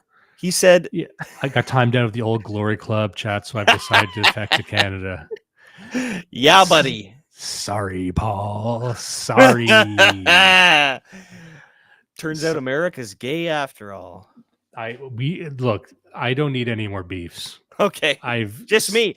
Dimes is me and Dimes are arguing about this. He doesn't agree with me. I'm the one who thinks Old Glory Cup is fucking. I have gotten myself embroiled in too many beefs. Patrick Casey blocked me just today, or maybe yesterday. I don't even know who that is, but it sounds like a good guy to be blocked by. We used to follow me. We used to follow each other, and then he blocked me. There was no exchange of words at all. I think it was because of all this Bronze Age pervert stuff. Yeah, I'm not going to get into that right now, but I've just started losing people I thought were like cool with me because I've just People, when this is the effeminate nature of not just online culture, but X and Twitter specifically. It's that if you don't like a guy, people start trying to put you into camps. Like, oh, you don't like Bronze Age Pervert because you don't like his book or whatever. Oh, that must mean you're a groiper, or that must mean you're an agent of these other groups who are attacking him. You're like an anti-MAGA person. You know what I mean? I'm like, I'm a lone wolf, baby. What are you, straight? What are you, a Gentile? Exactly. So because I said something, I noticed I got blocked by a lot of people, which is just, I don't know. I thought we were cooler than that. I don't know. Anyway, I won't get into it. This is all dumb shit. Who gives a fuck, right? But Mark Carney, I guess that's where we stand on the election. He's the snap election that he's going to call. He's going to win. I guess, and Trump will be dealing with him, or I am interested to see if the Trump endorsement works against him, because Carney, and I'm just going to share the screen here back to that article. Carney has been taking a firm stance against Trump, or at least on the tariff thing. And I actually think that Trump is hoping that Carney gets in so they can actually wind down the tariff thing and wrap up this whole art of the deal arc that he's been on, and just, okay, what do you actually want? Just do it. It's probably more military. It's probably stopping the flow of fentanyl. Like a lot of stuff they mentioned. Like, so the thing is, I've heard that. I've heard people say that. I've also heard people say that the tariff thing is intentionally crashing the economy because blah, blah, blah, interest rates, blah, blah, blah, government debt, et cetera, petrodollar. Okay, so which is it? It cannot be both, right? So on the one, and the thing is, because both theories are floating, I always get to, post facto, call him a retard on whichever one of the two things he wasn't actually doing, because the theories are contradictory. You understand what I'm saying, right? Yeah. Sorry. Yeah. Blood-based with another $50. God save the king. Yeah. Single-handedly keeping me in podcasting. I've upset King Salmon Fish in the chat here. It says calling him crazy is effeminate, really. You know what? Guilty. No, don't accept that. Come on. We're not allowed to call dudes crazy when they dump a bunch of totally indecipherable shit in the chat. Fuck. But where do you think you are? Like, what do you think? I'm trying to see. Hold on. Can we do this? Salmon Fish. I want you to write 4 sentences that make sense, and then we'll leave you alone with 4 sentences about anything that are just cogent and like sound like a normal fucking person. Can you do that? This is why you can do that in the chat right now. We're gonna leave you alone. This is why we need a girl third mic to go. Leave him alone. Sorry, I'm trying to get out this sandwich. I don't believe the British Empire's crashed in real life, and the gold will be in your hand. That's pretty cognitive. That makes sense. Oh, come on. Oh, Max Power is making a point. Mark Carney is just like us. I saw him wearing a hockey jersey. Made me forget he's a central banker and chair of an investment company that moved its HQ to America. Yeah, that really just puts the button on it entirely. Of people, he's used. It's his to get, but I'm wondering if he'll blunder so much, because I just saw him playing hockey very awkwardly, and I'm like, don't do that. Don't start trying to be Canadian now. The worst thing Carney can do is try and be Canadian and fail at it. Let me just see here. Yeah, I guess we'll move on to the next thing. You know what I wanted to talk about? Because we got time and we're already talking about Trump. Do you want to talk about the JFK files a little bit? Yeah, let's do it. The JFK files. You want to know what? You know who had the right idea? It was Muammar Gaddafi. So let's see what he said about this. For the people listening on audio, I realize that this is going to be very difficult. It says the UN General Assembly should start an investigation into the assassination of Kennedy. We know that he was killed by one Lee Harvey. Incorrect. He doesn't have his facts right. It's Lee Harvey Oswald, but sure. I mean, he's dead, so he could be forgiven. Then came one Jack Ruby and killed Lee Harvey, Kennedy's killer. Why did he kill him? Jack Ruby was an Israeli who killed Lee Harvey, Kennedy's killer. Why would this Israeli kill Kennedy's killer? And Jack Ruby. Okay, he's basically saying Israelis involved. And I'm getting this from Lucas. Love me a Lucas Gage tweet. If I want to get some anti-Semitism, I'm going right to the source. I don't care anything about what's going on with that guy. You know what? I'm post beefs. Forget anything I've ever said about anyone, bullying them for their circumstances. Thank you, Lucas Gage. Thanks, buddy. And also JF Garepi. Speaking of guys we should be nice to, right? How about guys with confirmed kills? So like JF Garepi, thank you for this. Thank you for your service, JF. We just watched Muammar Gaddafi's thing here, so I didn't even switch to the screen. JF Garepi. He's got a Ben Shapiro video here. Now, I wonder what Ben Shapiro thinks of the recent leaks. For the people who have not been made aware, the Trump administration recently declassified several documents pertaining to the JFK assassination. I think one of the oldest, maybe the oldest conspiracy theory. And it's that and the moon landing. Roswell, but it's back there. It's one of the original, Yeah. And so I do wonder if anything is left to be said. What could be revealed that's not already been hashed out? The revelations will just be confirming one of the million theories. All the theories are all out there, but we want to know which one of them is true. Yeah. Oh, yeah. Mark got one. Vitalis Gaddafi invites 500 Italian models to a party, tells them all to stop being whores. Boss move. Mark Trouble says Gaddafi shop at UK Fubu. Exactly. What a great guy. What a guy that shouldn't have been killed. So what does Ben Shapiro say about the files being released? Popular on the right. Certainly. Sort of conspiracy theorizing that's become incredibly popular on the right these days. It was popular on the left, and now it's become increasingly popular on the right. The kind of, let's just ask questions.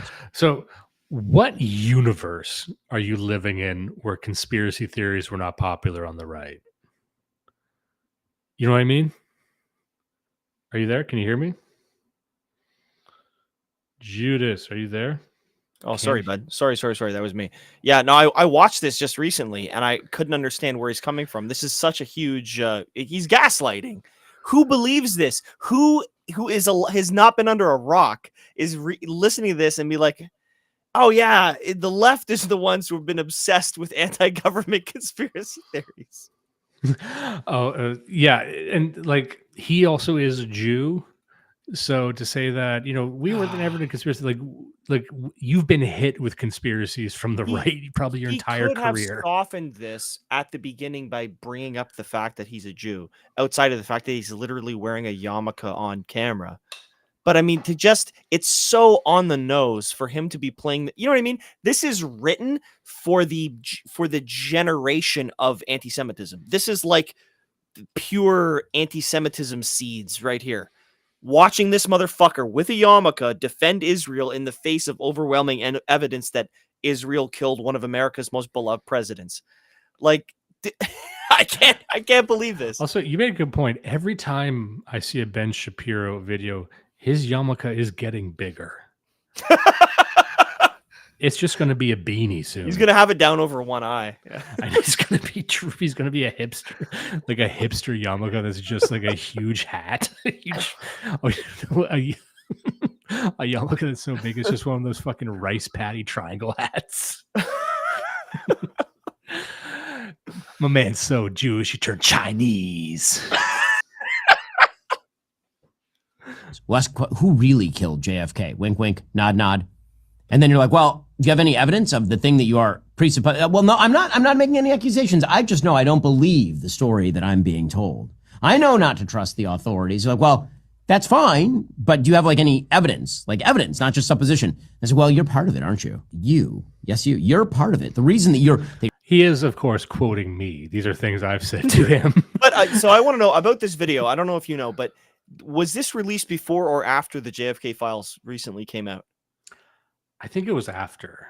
Because the files contain not a lot of evidence, but further evidence beyond what we already had. Because we already had a lot. Now we have even more. And also the whole thing is like he's implying that people are criticizing him for being, oh, you're part of it. You're involved. It's like, well, do you have any association with the Israeli government? Yeah, that's on record. You do. Do you have any association with Mossad?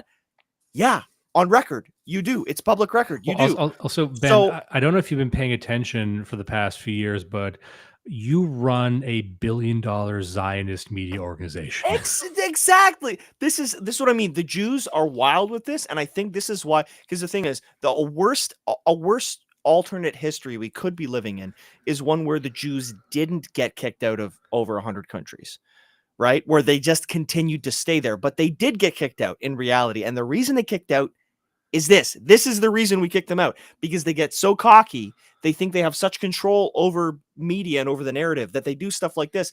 I don't think I'm that far gone that this is obvious to me. I think a normal person being in the milieu, in the zeitgeist, can watch this and be like, this guy can't be fucking serious right now. Even as a liberal. And watching him, he was pivoting recently on Derek Chauvin. Because there's a movement to get Derek Chauvin out of prison, as there should be. He should not be in prison. I mean, fuck, I can only imagine what he's been going through this entire time. I don't think there's enough money in the world to throw at this guy to make up for the fucking injustice of like the entire society hoping he gets brutalized in prison. But he pivoted, and he said originally he was in favor of Derek Chauvin having the book thrown at him, right? But now he's released a little documentary trying to exonerate him. I'm like, this is just the most sniveling. Again, licking his fingers, seeing which ways the winds are blowing, realizing you're in charge of a $1 billion news organization, and saying, well, I need to get ahead of this. It's safe to do this now. I can make hay with this. And it's just so disingenuous. I fucking loathe this sort of thing. Let's finish this video. This is funny. You're so defensive about all this. I don't care who killed JFK. I mean, I do, because it's really interesting. But I noticed that the calendar says 2025, and he was killed in... What a weird thing to say. I don't want to be too hard with this, but what a Jewish thing to say, which is like, I don't really care about this. Well, I do, but I don't. Like, what do you mean? You can't just say that as a sentence and act like that means the setup anything. To your whole argument is, I don't care about this. And the next thing you say is all the reasons that it's important and you should care about it, to like diffuse. But it's like, but also the argument is still that you don't care about it and you shouldn't care about it. But I know the other thing is, the second part of the argument is, look, its calendar says 2025. This happened in 1963. You know what also happened a long time ago? The Holocaust. And nobody should fucking care. Not just because it didn't happen, but because even if it did happen, it was a long time ago, Ben. Why would we care about something that happened in the 40s? Oh my God. Sorry, Salmon Fish is still going to chat. I might ban him. Just do it. I might actually just ban him. He's annoying the shit out of me. I think he's just saying that we're poor. we're emotionally balanced because we're poor and we're normies. We can't just figure out what he's saying. Yeah, look, man, quantum physics is literal schizophrenic. Is because I didn't read the rest. Is he implying that we only think he's schizophrenic because he's speaking using quantum physics? Is that the idea? I think so. I think he's used to talking to people that don't know these things and actually can't say directly that he's using these terms improperly. Like, you just like, I get that this is flash. This is like, you like esoteric type stuff, so you're used to like dishing that out like playing cards. They're emotionally imbalanced due to being poor. Also, like, yeah, actually, thank you. I feel seen. Actually, no lie detected. But you knew what this was. You knew that we're emotionally imbalanced poor people. That's why you tuned in. That's why we're all here. Okay, you're a bitch if you ban it. I don't even know who this person is. That's a girl sounding name. Girl in here causing a ruckus here. But you know what? I don't ban people. I've never blocked. I've never banned. I'm not going to do it. I love you, Sam Fish. We're still going to have you on. How much people who can't see the chat or listen to the audio probably are just tuning out right now. Let's get off of Ben Shapiro. So I just want to share this just to recap the JFK thing. Newly released JFK files confirm a secret intelligence pipeline between the CIA and Israeli intelligence, personally overseen by CIA counterintelligence chief James Angleton. This is the full context of what we're talking about. This wasn't just routine intel sharing. It was a deliberate effort to conceal Israel's involvement in sensitive U.S. operations, bypassing standard intelligence channels. Angleton acted as the sole gatekeeper, ensuring that all Israeli-related intelligence was filtered through him alone. And here's some declassified documents. I can't really zoom in any further on these, unfortunately. There's like 700 pages of these. People have been pouring through them. Like you said, I'm not sure that there's anything new, but more confirmation.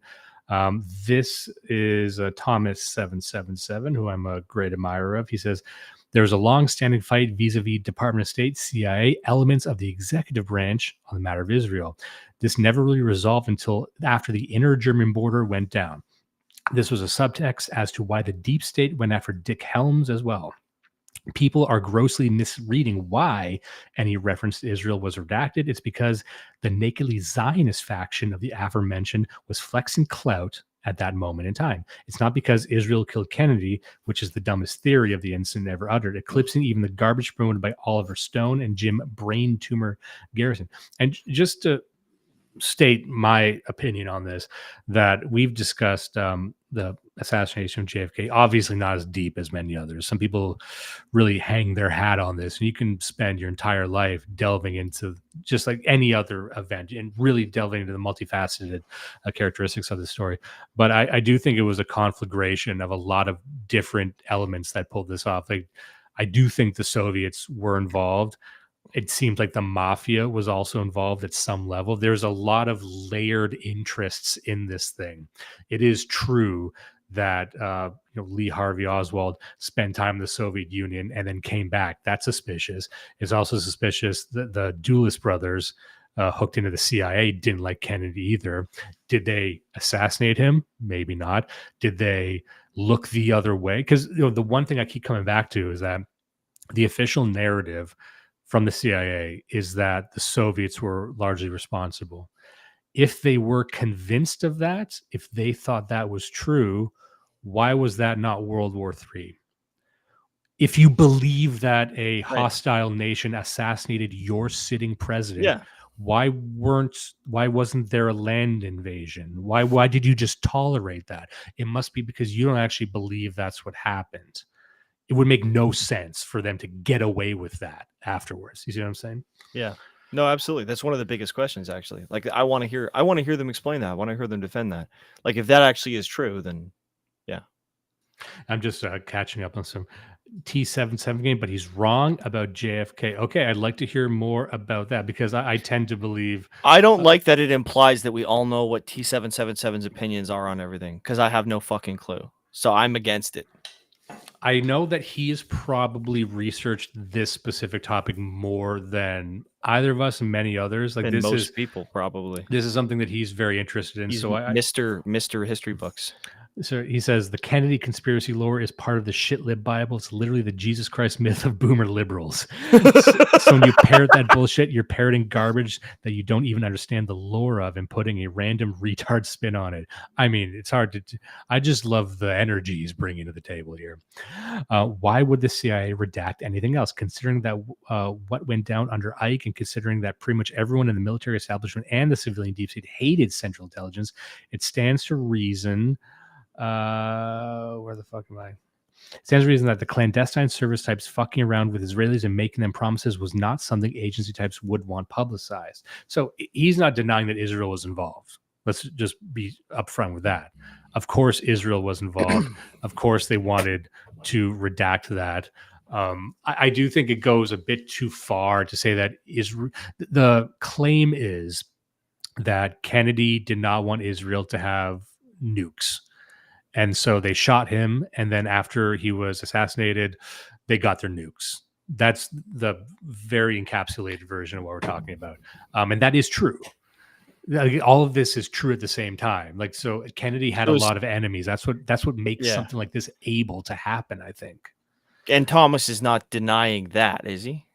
No. I don't think he's denying that at all. There you go. So I mean there's no argument. Thomas is walking around with a bun that says "fuck Israel" at any given time. No, I know. So I'm like, if he's my favorite Thomas. Yeah. Uh-oh. They've been blood-based. Fight me, you little bitch boy. This is a very controversial chat tonight. This is a great chat. I'm loving this today, guy. Like crashing the Fed, real man. Okay, so there's all like these parallel conversations going on in there. Apparently, Salmon Fish has his own fans. I was not aware of this. This is exciting. Yeah, but Seraphine is a woman, so that explains a lot. We don't know that. She literally just said she's a woman. That is unfortunate. Did she miss the beginning of the show? I do not go back there. Do not. I promise you, it's nothing but nethers. That is the nether region of this episode. Yeah. So I've always thought that he's just too willing to accept the Warren Commission's points. That's what pragmatic culture is saying about Thomas 77's take here. Okay, fair enough. I don't know too much. I'm just trying to give different time here to various points. I'm looking at Jay Dyer right now. Jay Dyer reporting on the JFK files. Whatever you think about Jay Dyer. Here's a guy who blocked me and then unblocked me. Fancy that. So I think you get more points for unblocking me. Mm-hmm. JFK files, Rothschild's palace used as an intelligence station. I'm looking at it here, a highlighted part from the section. We had just moved the station at the time in Paris out of the embassy and into the old Rothschild palace. Like, I'm sure there's a lot of that peppered in there, right? Mm-hmm. Like weird stuff. You're in the Rothschild palace. You wake up and you went to bed with one pair of sheets and you woke up laying on an Israeli flag. How did that happen? Like, I bet there's a lot of that in there, right? Yeah. So yeah, that's about everything there's to say about the JFK thing. Like you'd said, what's interesting about it is that, like UFOs, because what I find interesting about the UFO conspiracy phenomena is it's evolved over time, because UFOs have changed over the decades from being these manned saucers to, nanobots, and now they're interdimensional. Like, you see real regular people say that, well, maybe they're probably demons, maybe they're like, it's changed with the people. The Kennedy assassination conspiracy has not changed at all. So I don't know who can be convinced of anything anymore, but I do wonder, like, if there was some real dirt in here, because it basically confirms everything we've been saying, that this is shady. This is not what you were told. That's the headline here. The story your ancestors, I call them ancestors because they're like your boomers. What boomers were sold on this was false. But, should young people be mad at that? You know what I mean? Or like, you would think that boomers would be upset at this, right? That they were lied to, but they're not going to get upset about that, will they? No, I mean, they don't really get upset about anything, apparently. Yeah. Do you think there's any relevance to this story at all? Like, is this part of the book being closed, do you think? Like, does the Kennedy conspiracy theory just kind of die now? I just don't see the same vigor and interest in it. I'm confused, kind of. I don't understand why. Because again, I'm not a Trump truster. I think Trump is the enemy. So I'm thinking, why would he bother doing this? Most of it is fluff. There is a little bit of anti-Israel stuff. I feel, and that, look, this is just me. Maybe I'm popular. I feel like he's releasing this now as a bone to throw to his constituents, who he thinks are stupid, and most of them are. And the little bit of stuff about Jews that's in there, we largely already knew. So this is just for people that are already anti-Semitic. This is just confirming their beliefs. But people who are not anti-Semitic and believe it was a lone gunman, this is not going to change their beliefs. So it actually doesn't matter in the long run. But he gets to win political points in the democracy. And the other thing it kind of says is, now that Trump, to me anyways, now that Trump is in office and the way that the geopolitical game is going, that Israel has a much stronger hand than they ever had before. And like always, over 1,000 years, they're overplaying it, and they're getting cocky, and they're just saying, they're flaunting. The thing with Jews, right? They play all this bullshit. They can't help but flaunt what they've got and like stretch and squeeze the noose a little bit. And I think that's what's going on here.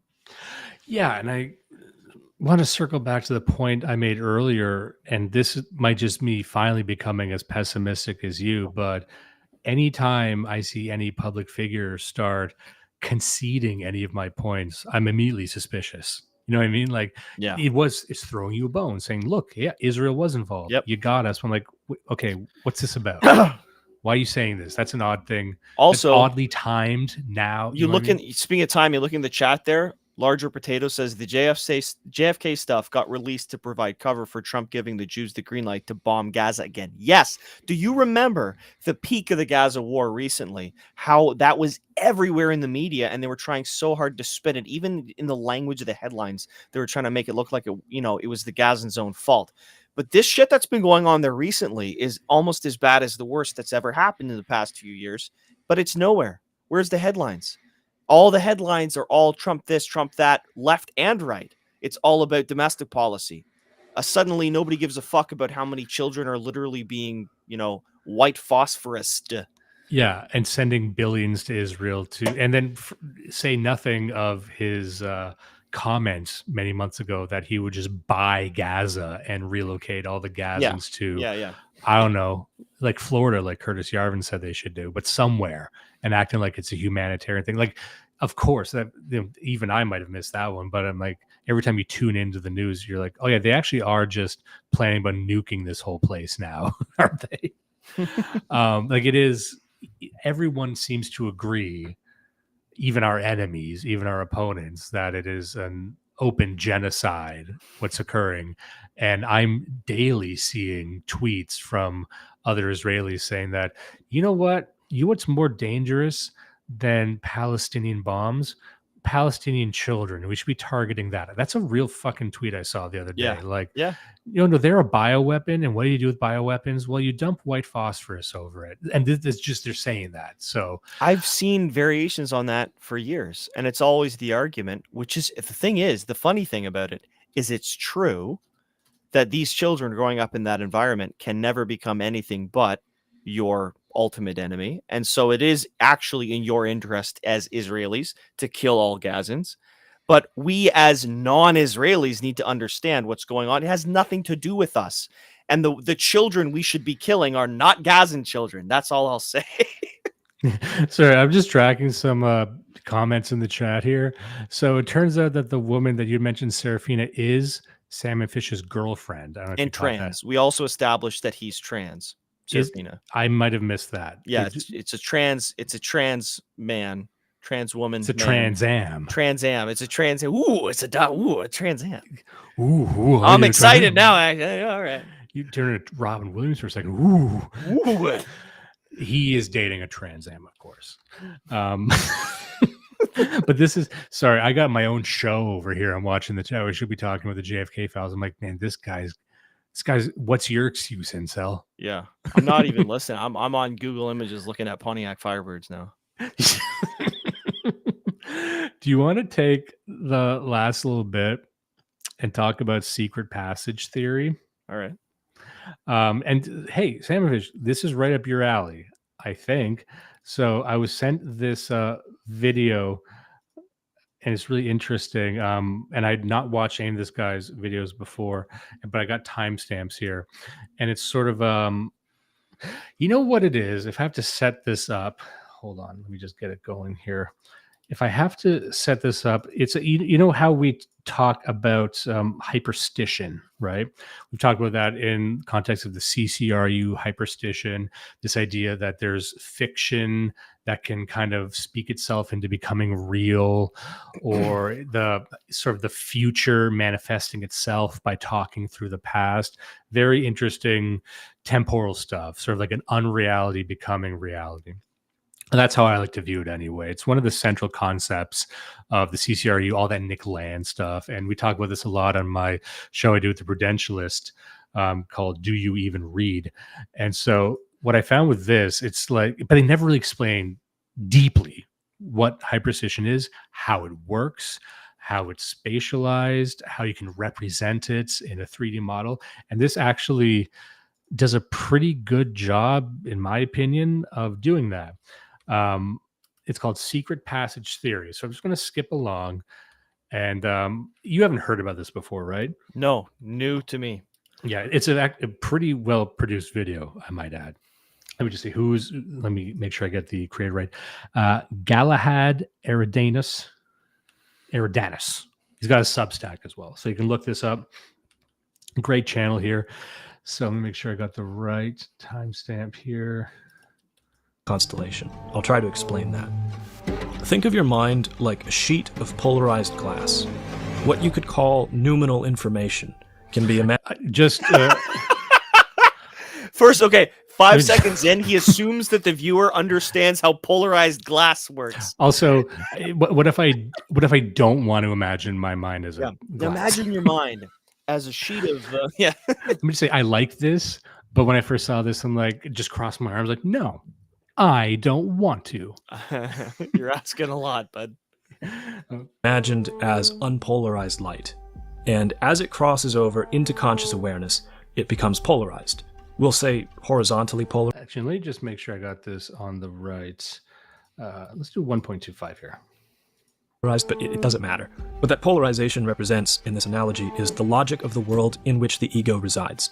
The ego basically can only understand information that is horizontally polarized, that is like the other information it understands. It will. So basically what he's saying there, I'm going to try and recontextualize this for people. This rests a lot on the work of Carl Jung and the shadow self, which we'll get into here. And what he's saying there, it's like there's information in the universe, especially if you are an adherent of information theory, which we've covered before, and you take in information through your senses, through your mind's eye, whatever it might be, and you filter that information like an eye filters light. We only detect a certain fragment of the electromagnetic spectrum. So of the information we're always internalizing every second of every day, we filter out a lot of it and segment it and sort of, make it so certain information is inaccessible. And he gets into like how that constitutes the unconscious in a second, but that's kind of where he's starting with. Will reflexively reject information that doesn't seem to fit the patterns that it knows. So the anima or animus, which encompasses the ego and is the polarized glass in this analogy, screens out everything else. Because of this, the deepest part of the unconscious mind, which we know from Jung plays a compensatory or oppositional role, is polarized in the exact opposite way. And the reason for that opposite polarization is the fact that the unconscious mind is absorbing the information that's being screened out. So it's like you're filtering it, but you're filtering it by absorbing it. Because obviously, which is an interesting idea of, if you're aware of Jung, you're aware of the self and the ego and the shadow self and all that. But I've never heard sort of the shadow self or the unconscious mind as the destination for all the information that is filtered out from the conscious mind, which is an interesting idea. You know why you haven't heard it before is because there's absolutely no basis for it. This is like 200 years, 300 years ago, we had clocks and people looked at the brain and said, we must be clockwork. We must work like clocks because this is the most complex system that we can model to understand how a more complex system, which we don't understand, works. That's all I see going on here. Because you've made a great analogy, and I love the analogy, and I'm going to use this analogy. I like the polarization thing. It's great. Now, is it true? No, it's not fucking true. It's not even close to true, but it's cool. It's really neat. I love this. But I mean, I would let's hold on. Can you show me how can you establish the truth of the subconscious mind absorbing the inverse polarity of the information that the ego accepts? Please show me your math. Please. Actually, I'm going to do this. So show me on a map. Actually, Webster's defines two-dimensional plates as fucking boo. I'm really trying not to wake my son up right now. I just want to uncork on you. Let me have this. In the last quarter hour of the show. Let's go. Passage theory. I love it. It's great. This is great. Obviously, it leaves some kind of impression upon the psyche. It just doesn't reach our awareness. So if the conscious mind has its own logical framework, the deep unconscious will essentially house the inverse of that. Now, there's no way to reverse engineer this. You can't derive the opposite of the logic of the conscious mind using the logic of the conscious mind. It's not going to work, and it would be stupid even if you could. Now, at the most basic level, if the conscious mind... Now, I'm going to skip ahead to another part here. Interlinked through what I'm screening out. Retrocausal processes do not behave the same way as causal processes. It's not like normal causality in reverse. What moves quote-unquote forward and what moves quote-unquote backward are not the same thing. They're not governed by the same principles. Of course, much of this calls into question the entire idea of moving through time at all. The Angel's Pyramid, which I've discussed at length, is a cosmic structure. Let me just pause there for a second. So I just want to show people what we mean by retrocausality. We can kind of blocked off here, but retrocausality or backwards causation is a concept of cause and effect in which the effect precedes the cause in time. So at a later event affects an earlier one. In quantum physics, the distinction between a cause and effect is not made at the most fundamental level. And so time symmetric systems can be viewed as either causal or retrocausal. And again, this is getting in the idea that they're playing around with hyperstition, that something can be generating itself from the future, or something unreal can make itself real. It's almost like the energy relationship to information, or like reversible computing. But you as a peasant, I would understand that is how you would interpret retrocausality. But the video clearly just said that is not what retrocausality is, because the information that goes forward and goes backwards are totally different and not related to each other. Actually with a CH. Yeah. I also hear I'm not a number, I'm a free man says he talks about an acid trip where he communes with an angel. And this you know what? This is who we're dealing with, yeah. Also, I think I should start from the beginning here, because he kind of gives an example. Okay, I think here it is. Hold on. This is the same place where I did my provocation of the artifacts about a year ago. And it's also the same place where I had the vision of the... Okay, just stay with me. Provoked the artifacts? Okay, sorry. I'm sorry. The golden harp strings in Contact 2020. She told me to go there as fast as I possibly could. So I bolted out the door and I drove there, and I parked exactly where she... What he's describing to is being spoken to by an otherworldly entity that is giving him a direction. It's saying, leave the house. And so he leaves the house. And what happens? Yeah, told me to. I've watched this, actually. Just a short distance. What's that? I've watched this. I think I've watched this. Okay, hold on. You like this? From where I parked, this object was lying in the grass near the road. This is a little booklet from the album Hemispheres. Banger, by the way. The centerpiece of the album is an 18-minute song. It's wild that a band like Rush even exists at the level that they're at, right? Like, for the type of music, they should not be as popular as they were. I want to do like a 9-hour, breakdown of this video, but it's all about Rush. Yeah, I found, it's like my angel told me to go out and go onto the bridge, and I found this Rush album, and what an experience that was. I'm going to do that, but I'm going to be about finding fucking Kid A by Radiohead and just spending 9 hours about how good Radiohead is. About a world divided between Dionysus and Apollo, passion and reason. The protagonist of the story is an astronaut who, after falling into a black hole... He is just talking about Rush at this point. But I wanted to let's talk about this pyramid, right? So we discussed retrocausality, that retrocausality doesn't actually behave like causality. It's not like just reverse time, right? Okay, so... into question the entire idea of moving through time at all. The Angel's Pyramid, which I've discussed at length, is a cosmic structure. It's an image of reality, essentially. And if you understand the capstone as being the present moment fully zoomed out, and you understand that the entire structure is vertically isomorphic, then theoretically what that would mean is that at the base of the pyramid is an image which encodes all possible futures. And see, this is the type of stuff, call me brained, of course, but you're like, okay, so just imagine time is a pyramid, the present's at the tip, and at the base, it's all possible futures. I would say, but I don't understand why that shape, though. And apparently he goes into it at length elsewhere. So call me stupid, right? Oh, sorry. I think the fucking camera switched to a different camera here. Hold on. There we go. You can still hear me, right? Yeah, I got you. Yeah. So it's like, this is very well produced. I get it. And I kind of understand what he's getting through there, where it's like you're at a fixed moment in time, and in the background at the base of this is all possible futures. That's where he's going with this. And that's what the present moment is. And it contains all of them. In this view, as strange as it will sound, the future would actually already exist inside of the present. And the present would exist inside of the past. Every point at the base of the pyramid has a corresponding fiber connecting it to the apex. Each fiber is one potential timeline that branches off from the present moment.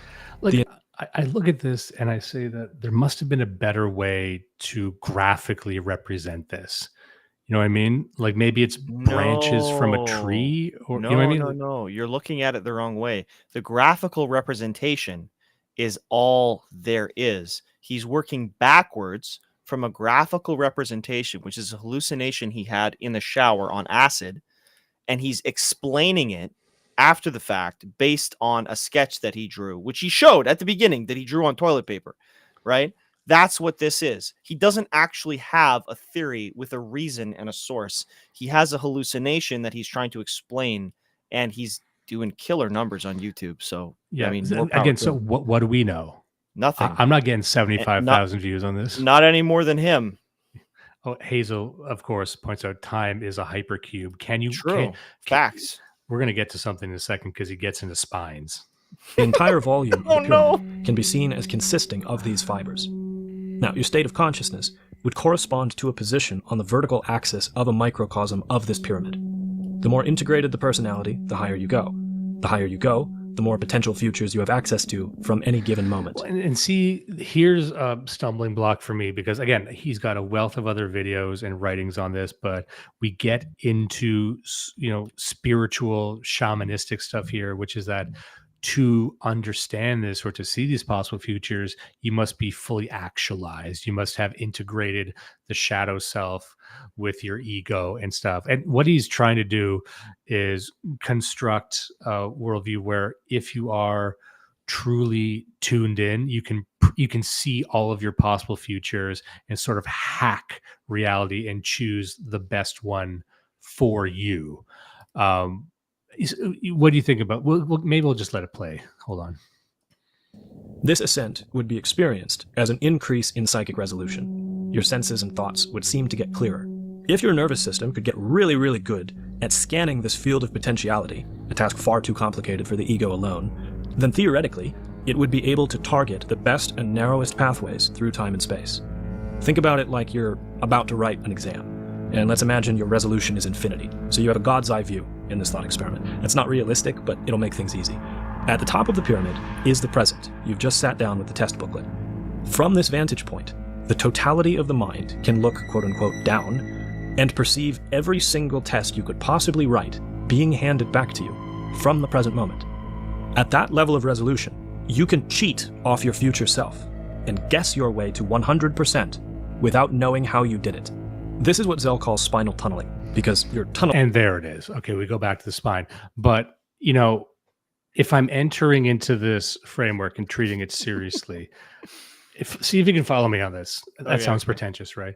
So that example of the test, like if you were fully actualized and could see all possible futures regarding that particular test or exam you were taking, you could just accidentally get 100% on that test, but you're actually not looking at the entirety or the entire depth of the field of potentialities because you've narrowed all potentialities to that one thing because you do not actually have God's eye. You're trying to find a cheat code for reality, but maybe if you actually took in all of the potentialities and went deeper than that, maybe you failing that test would lead you on a branching path that would be benefit you more later. You see what I'm saying? So it's like what he's trying to do is to say there's like a multiverse theory that you can localize to specific events that you can master. But I'm like, you mastering that event, that's a very almost Luciferian way of looking at it, because that means that you actually don't have God's eye, because God, the actual God, could see that perhaps even your mother dying could lead you down a pathway to curing cancer or whatever later on. Adding a further layer of depth and consideration to this that he has not approached at all. He is completely surface level. He's playing with diagrams and shapes. This is a philosophical Rorschach test, what he's doing. And I like what you're saying. Everything you're saying, I totally agree. If this were true, then yes, we need to consider X, Y, and Z. But he's not. And Bloodbase makes a good point here. He's joking, of course, but he says, I don't trust future me. I'm probably trolling myself. Yeah. Again, funny comment, but actually, if you want to take this guy seriously, you have to consider that.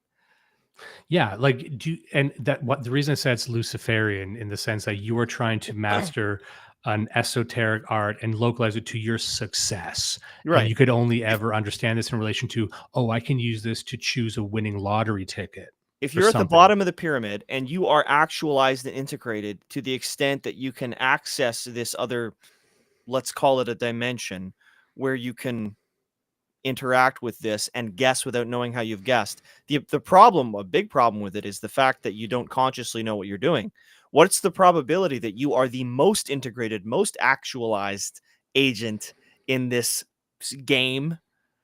Because the other agents, like he said, might be fucking with you. They might have done this 1,000 times, and they like eating guys like you for breakfast. Like, all of the normal rules of reality still apply, don't they? There's still fucking pricks out there. Yeah, or there's the idea of the Sophon that was, I believe, established in the Three Body Problem, that series of books. The first one's the Three Body Problem.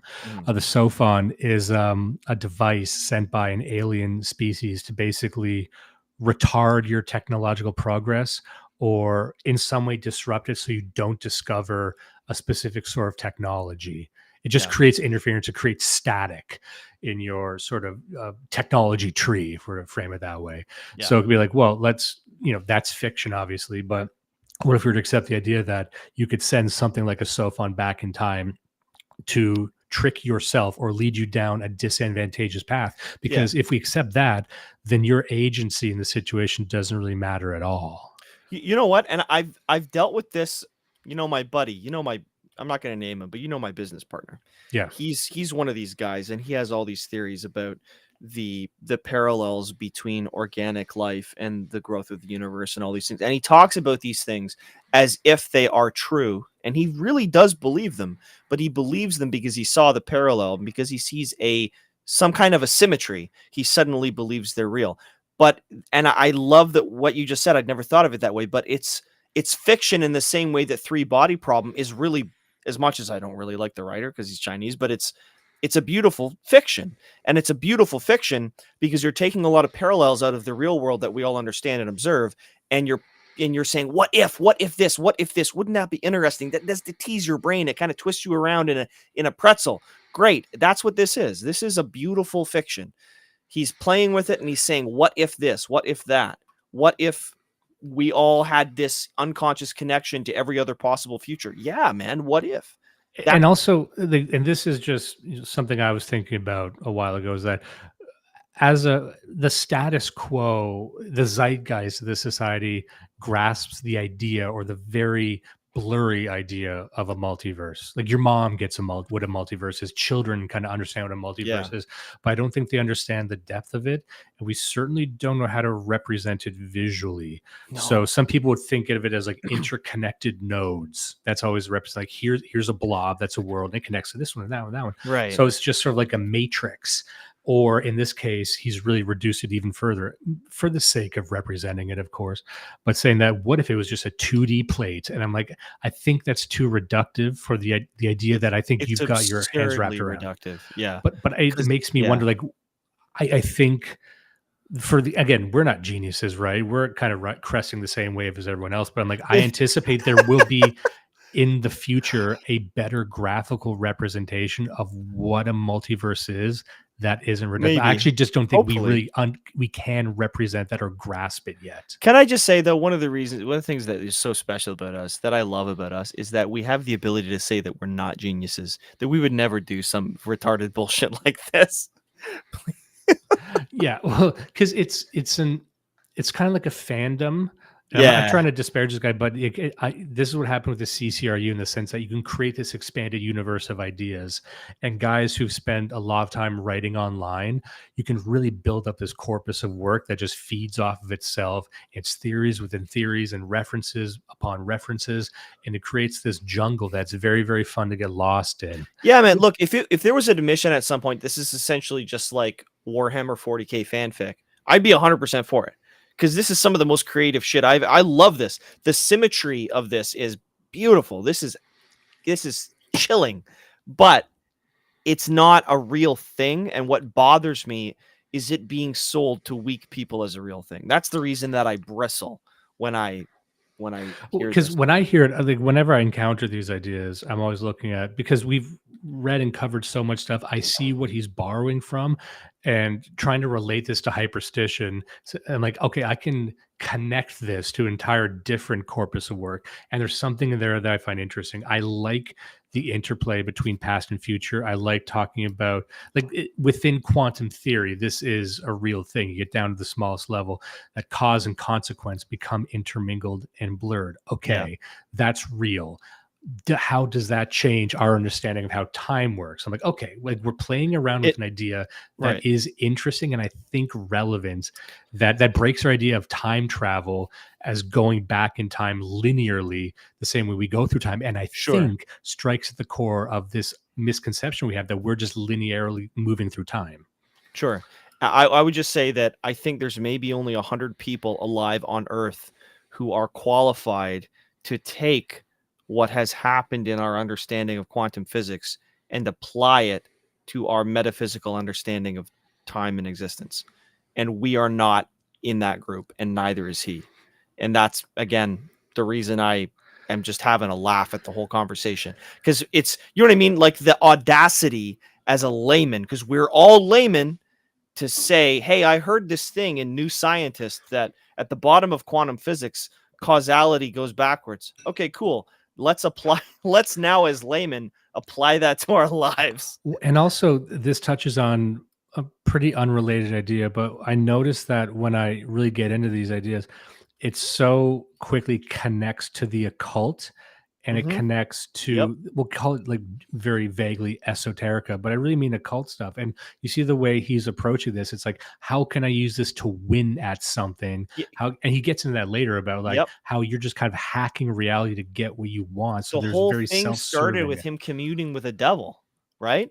The whole thing started with this motherfucker trying to contact a demon and like use the demon to what? I guess win at a fucking exam? I don't know. or win at anything. Win at anything. Basically make, which is what a lot of Luciferianism gets you, which is like you can live like a god while rejecting God, but you have dominion over these people. Because this video was him, it started with him being asked, well, you've talked about all these things, you've had all these writings, what is the practicality of it? And this is him explaining what the practicality is. You want to watch it just a bit more before we get going? Yeah, sure. Tunneling through potentiality, and the spine seems to be crucially involved in making these calculations in real time. And let me just say, like, this is what I was getting at, where we talked about these very, even arguably mathematical ideas. You can map this out mathematically, but it always comes back to like organs and the spine and like parts of your body. So it's very biological. Part of me likes that, but part of me is like, is that more... Is there a way to do this where it doesn't end up sounding like dark magic, basically? Yeah.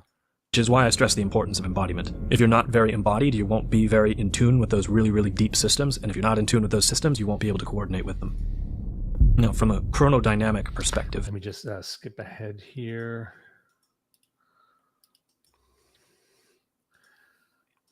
Here we go.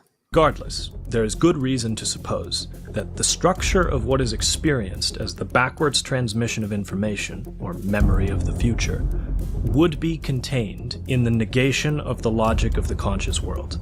This negation would be what I call the paralogical. Para means beside or contrary to, as in parallel and paradox. Logic means logic. I say paralogical. Logic, of course, means logic. Rather than anti-logical, because the latter seems to carry unhelpful connotations. We're not just flipping logic upside down. The paralogical doesn't make anti-sense, it makes a kind of sense that the ego doesn't understand. It describes the patterns of exclusion from consciousness. If it helps. Again, just to, we're going back to the idea of not defining, it's not the opposite of sense isn't just madness. It's not inhabiting sort of like just a chaos realm of anti-information, or that the information being filtered out isn't like toxic. I already hate that, by the way, like on a principled level. The idea that, hey, if something doesn't make sense, it actually makes successful kind of sense that you're just not built for. And it's actually perfectly reasonable. Is that a thing that you hate on principle and you were raised in your religion and your culture and everything says that that's wrong? Guess what? It's actually right in a special way. But you have to talk to demons in order to understand the special way, like I did when I communed with the artifacts. Like, I fucking hate this guy, man.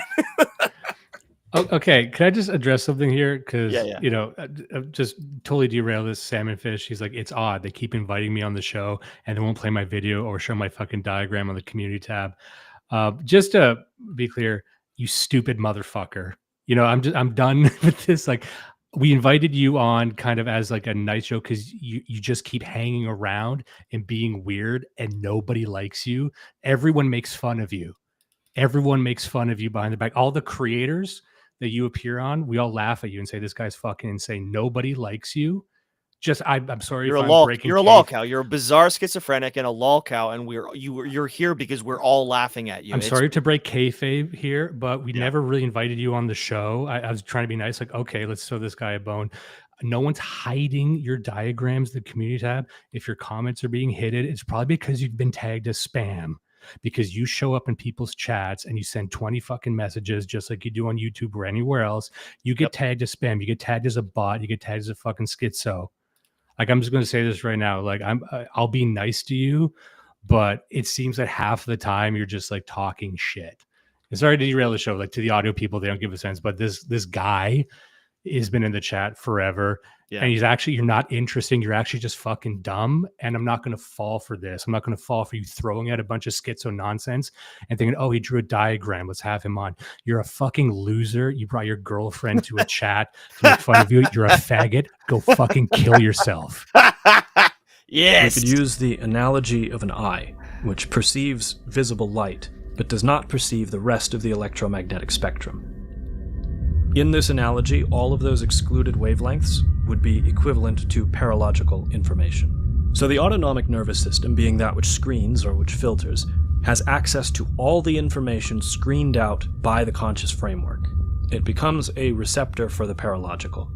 If you are able to interface with those layers of the nervous system, you gain access to this timeless world of pure design, unmediated by the framework that you live in. See, this is like the weird thing where he's talking about you need to tap into even your own central nervous system, because like in other frameworks, you need to tap into the divine that's outside you. But this is that everything is contained within you. So by turning your attention inward, then you get access to other dimensions, which is actually what we did with spinal catastrophism. This idea that the history of trauma of the universe is in your spine. And so by going down your own spine, going inward is projecting outward is, I think, the core idea that I keep coming across, which seems totally counterintuitive to how you might understandingly interfacing with something beyond yourself. It's this kind of fundamental abstract symmetry that people are drawn to because it is beautiful. Like the depth, I think the bottom of this is like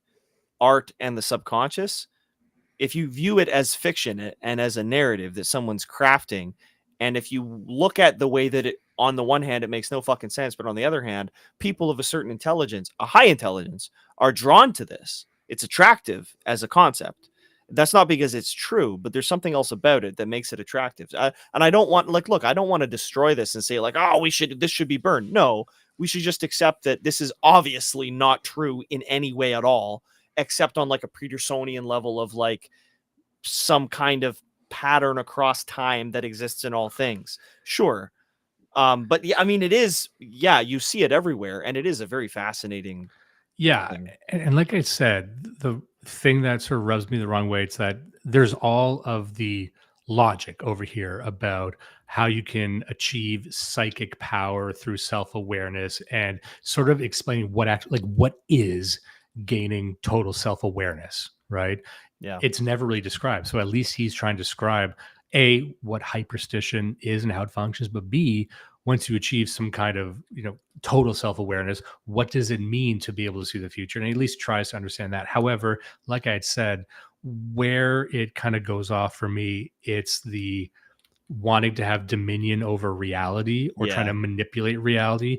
And then doing it in such a way where you actually don't get access to the totality of all possible futures. It's extremely narrow. You get the totality of every specific instance, which I think does you a great disservice. So you're almost locking yourself out of potentialities by trying to particularize it.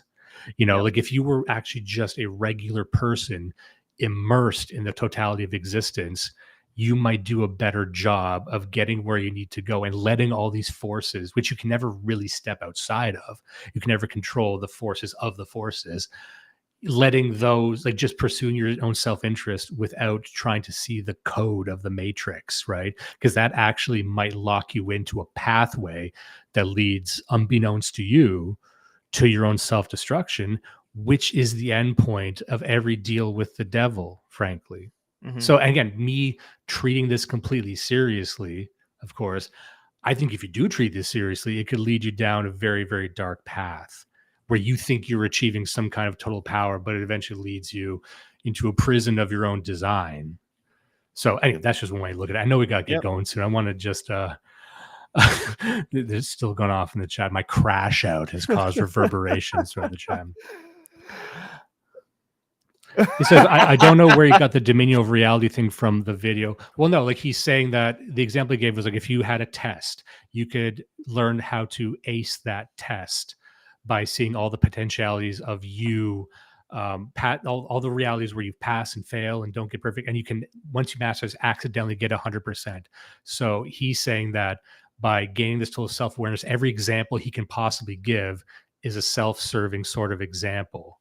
You see what I'm saying? Like what he's trying to do, like, remember this video, it started off, let's just watch this. After I responded, when the only thing provided is the symbolism, I'm left to guess the practical application looks like rituals of past magical systems, just using better, quote-unquote, realer symbols to get results. I'd understand if you really are breaking reality and how it would be stupid to post about that, but I'm still curious what you're actually doing and to what results. So just in his own words, people are asking him, okay, you're looking into all this breaking reality stuff, but why are you doing it? So what I'm trying to address is that the why could only ever be to master your own pathway for your own self-benefit, to see in very immediate particular circumstances how you can ace every test or make the best decision in every circumstance. However, you will miss the grander scheme of things because maybe you do need to actually fail in this one path to fit into a more beneficial path later on. And the example I gave was perhaps you need to actually lose your job to be put on a pathway to a better, career down the road. Whereas if you were just completely in charge of your timeline, you would just try and keep that shitty job forever. You see what I'm saying? So all I was saying was the reason he's doing this is to have dominion over his reality, to break reality effectively for his benefit, because those are the only examples he gives. Yeah. So anyway, that's why it gets into the occult stuff, because that at the base of it, I think that's what all occult is. It's trying to take these paranormal forces and focus them and localize them to something you want to happen in the world. Oh yeah, it's not a big step to say that what he's doing here is pure occult. It's 21st century occult. And I like it because it plays around with some ideas, but I'm trying to take it seriously and just say that the moment you start getting into occult stuff, I think that is the only endpoint. And you don't need to be malicious or malevolent, but I think the malevolence of what you're doing might be lost on you. I'm not going to ever take this seriously, but I will take him seriously. And if we're taking him seriously, then yeah, he is a bad dude and he is wrong, because this is it's not good, buddy. But we'll end on this here. Yeah. Begins with very small, very basic things. Inner work, self-development. Shadow integration would be step 1, because the shadow is the first emissary of the paralogical. It's a personified opponent to the ego's framework. And if you remember, this is the collection of all the information that's also filtered out. You have a very hostile shadow. If there are people that you despise, if you're kind of cowardly, if you're projecting, if you're repressed, moralistic, hypocritical, that indicates an extreme one-sidedness to the ego. And there's no clever workaround for that. You just have to do the work. You just have to stop being a one-sided ego.